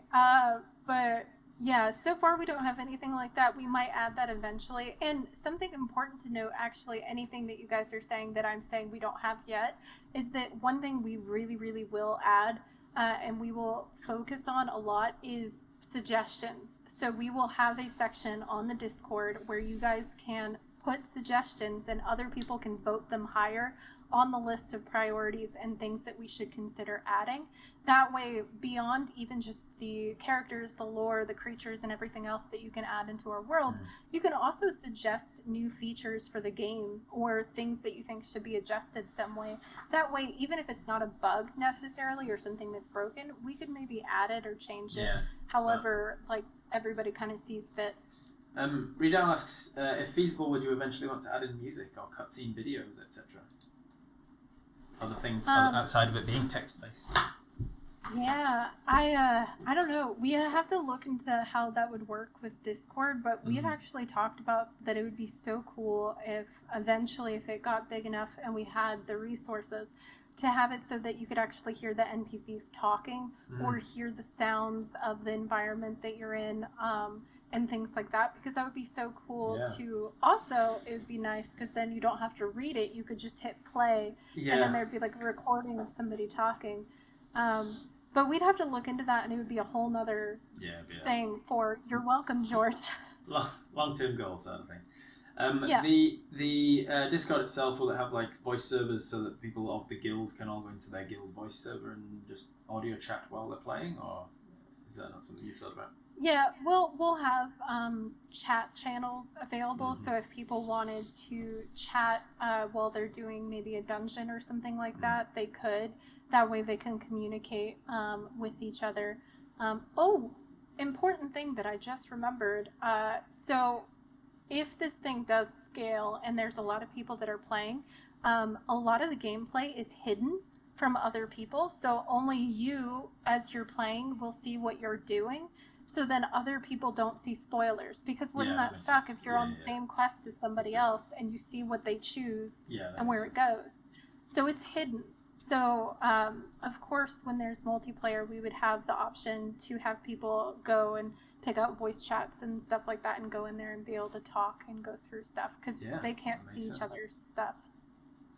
Wonderful. That sounds like a good idea. And I think in the meantime, until voice and music is added to it, if that is ever going to come, it would just be a good idea to have like a playlist, like a suggested playlist of the sort of ambience of different areas, and you can be like, as you're entering this one, feel free to use this Spotify playlist or whatever, which sets the scene for the starter forest and gives people a suggestion of what they can be listening to while they're playing, maybe.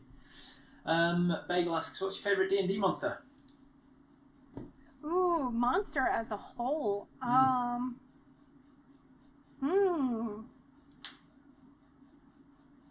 man, there are so many.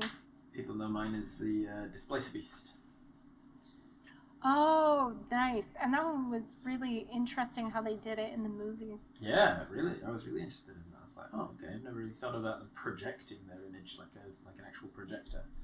Just like shimmering it's with the so light. neat. Yeah, it was cool. Gosh. Such a good question, right? Says Bagel about her own question. Oh man. See, I really like either really cute things that are secretly deadly or really just gross, nasty looking creatures where you're just like, this is gross. Gibbering mouthers are one of my notoriously hated creatures because they're so gross. It's a big rolling mass of flesh and eyeballs and mouths. Exactly. It's perfect. I love it. Anybody who ever watches our streams, you'll see that I bounce back and forth between drawing like really disgusting, like fleshy creatures, like you were just saying, to like adorable little puff balls that have like little nubby arms and look like they squeak to talk. So I almost Bagel's going to be very happy with your answer because that sounds like Bagel. Yeah, in fact, she just said in the chat we have the same brain. Yeah, it's funny because Bagel and I are both druids according to your test. Because I went onto your Discord thing and I was chatting with everybody. Also, hi, you guys. I recognize some of you. But I took your really long, by the way, test thing that everybody was talking about. I don't know if you've even seen it. Nope. A lot of people in your Discord are taking this like 140 question nobody has the time for that shit. No, I'm telling you, it's really popular in your Discord. I love that you're like, I don't even know. But yeah, so everybody was taking that. It was really funny. And we got the same thing. We're both druids. Apparently I'm naturally a druid. Why would it take 140? There's only 13 classes in the game. 140 questions. Very unnecessary. Detailed. Unnecessary. Almost everyone is ranger. Wait, so guys, you're telling me you never had Rob take this? You never forced him into taking this test? It would have to be a stream. I'll have to do it on. How long did it take? An hour?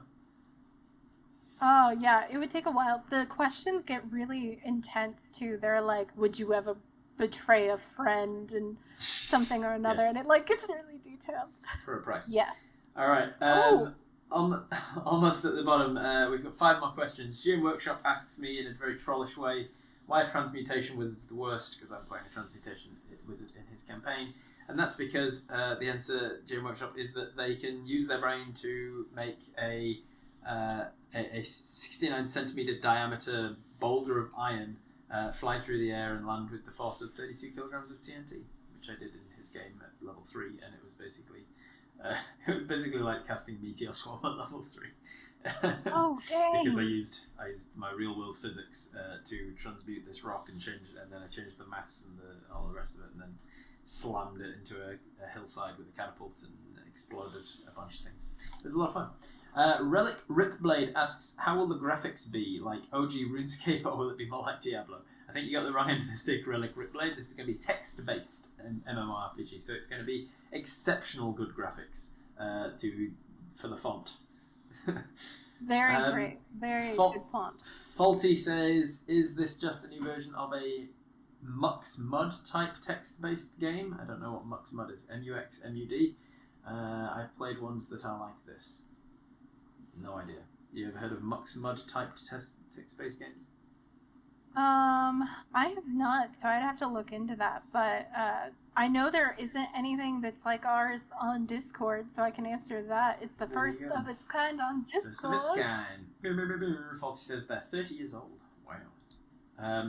No, I don't know what they are, and no, it's not going to be like that. It's going to be a Discord-based thing. Mythical asks, can you team up with players of different levels, help up a newbie? Level 30 helping a level 1 in a quest. So you could do that for dungeon crawls, but you also have to be careful because if the dungeon levels to the level of you, like the in-between, you might accidentally get them killed. Just kill them, just like accidentally. Oops, there we go. So you don't want to be too much above the person you're helping, otherwise you're kind of screwing them. And you can also be very nice and trade with them and help give them some resources, but there will be some limiting on that in that you couldn't have like somebody who's level 20 give a level 1 person a level 20 item, and then the person's like, "Woo, you can't do that." Yeah, there's gonna have to be a limitation on what trades are allowed, I imagine, because trading something, each thing's gonna have to be coded with a particular like value or worth to it, and there's like a window outside of that you can trade it for anything of this or higher value, because otherwise you're also going to get into the problem of somebody tricking a newbie into being like, oh, trade with me for this crappy sword that's named in a way that doesn't sound like it's as good as it is or whatever, and you get unfair trades happening that people are going to be pissed about. So yeah, having like a window of fair trade is going to be interesting. And the last question comes from Thy Fair Lady. Do you think you'll want to do limited time quests one day where you can't make where if you can't make it in time you don't get the loot? So like, here's the quest. It's only going to be a quest for this amount of time. It's a special event thing maybe, or like something to celebrate an anniversary of the game or something. And you can be like, look, if you can make it on this day, you get this extra quest, which comes with this collectible loot or something. I think that would be kind of fun to do, to have quests like that. I don't know if we would do it in the individual quests, but I know that the events are technically timed, so the community events will only happen for a certain length of time. So then say it's like this weekend, the whole weekend is going to be this event is happening, and then after that we say what happened as a result of everybody's choices.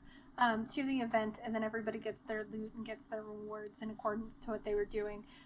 So that's kind of timed, but I don't know how much we would do timed per like personal quests and like smaller quests. But we might have something like that where it's like a limited range. Maybe once you start it, you have to finish it within a certain time, but I don't know. We'll see. Like with a lot of things, it'll be like it's a very living process. We will work it out as it goes on, I suppose. See what needs to change and see what suggestions are being made and such. Wonderful. Well, I believe we are unfortunately out of time. There's so much more that we can talk about with this game. There's so much more to be said and known about this. But hey, that's what the Kickstarter's for. That's what Catchy Cantrips. You're going to be talking about it every time you're streaming, presumably. So if you aren't already, go check out Catchy Cantrips on Twitch. There's a shout out there. Thank you very much. Go click the link in the chat there and go and follow so that you're notified when Catchy Cantrips goes live. Quite often you stream things related to this game, right? The creation of homebrew world, creation of new monsters, expanding the homebrew world that this is going to be set in, all that sort of stuff. Yep. Pretty much every stream now. Tuesday nights, our time, which is Eastern time. Tuesday nights, we do NPCs and item creation, and I draw those live while we're making them with the chat. Nice. And then on Wednesdays, we either are doing lore or we're doing creatures, and they flip back and forth each week. I think this week coming up is going to be lore because we did creatures last week. And then Sundays, we do Chibi Day, which is just me wanting to draw people's characters and stuff. And I just literally, you add your name to the list and then I draw your character, and it's just me getting to know you guys and getting to know people's characters and stuff. And I also just really like drawing chibis, which you don't know what a chibi is. It's a little tiny body that's really small with little nubby hands and then a giant fat head with giant eyes. Yep, like a little bobblehead, and it's really cute, and I love drawing them, especially because sometimes I get these people that are like, I have a really rugged character with a dark history and a dark past, and then I draw them, and their character is just like, and it's just funny. They're like this adorable little thing, and they're like edgy backstory. I gotta jump in and get my my NPC Archfey done as a chibi then. Oh yes. I got an Archfey called the Merry Gentleman. It's my profile pic on Discord, and it's the one NPC that I'm most well known for. Be very cute. Oh yeah, you need to come in on Sunday then. What are you doing? Sunday. So it's your time Sunday. So Sunday, what time? So it might be Monday for you. It's what time Sunday? For me, it is 2 p.m. Eastern time. 2 p.m. So Eastern, which is 3 hours before the start of this stream, which is 6 a.m. for me on a Monday morning. So that's why I'm How never in early those do you streams. wake up? I barely get up in time for my 9 a.m. stream on a Monday, so maybe not. Somebody who can make a stream like that, go and submit for me on my behalf, the Merry Gentleman, please. I'd love to see the Merry Gentleman as a chibi. So I'll definitely be there. Yeah. There is not a chance in hell that I'm making a 6 a.m. Monday morning stream. All right. This has been an absolute delight. It's been great to get to know you a little better. I've caught a couple of your streams, and I was really grateful for you to reach out and say, hey, do you want to help us out with this Kickstarter? And having looked at the Kickstarter, it took me like all of a few minutes to be like, yeah, absolutely, this sounds like a fantastic project, and I'm happy to support it. So is there anything else that you want to tell people in the last couple of moments here? Anything you want to push or that we haven't talked about? Or Oh gosh. No, I think we pretty much covered everything. You mostly just on Twitch? Do you guys use anything else? Do you put your VODs up on YouTube? Do you have a YouTube that people should go and check out? An Instagram? And Twitter?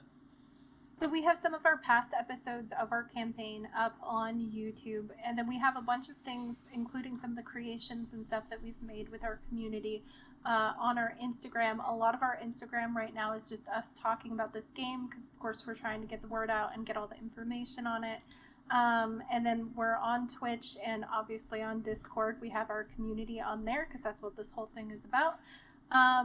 And then beyond that, I don't think we have our Twitter, but that's just me writing random stuff, so I don't know if you're interested in that. But I think that's pretty much it. We do have a website, and I would love for anybody and everybody to go check out our website.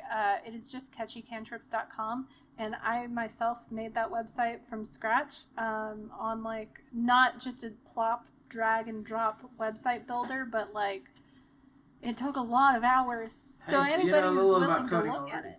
You must know a little about coding to do something like that then. I know a little bit of HTML and stuff, but I did use a website thing that's called Webflow. You still have to manually enter in the size and dimensions of everything and like what you have to do, but you can avoid code. It's like coding without coding. There's some aspects where having a little bit of knowledge on HTML is helpful, but it's really snazzy. You can make a really detailed website with it.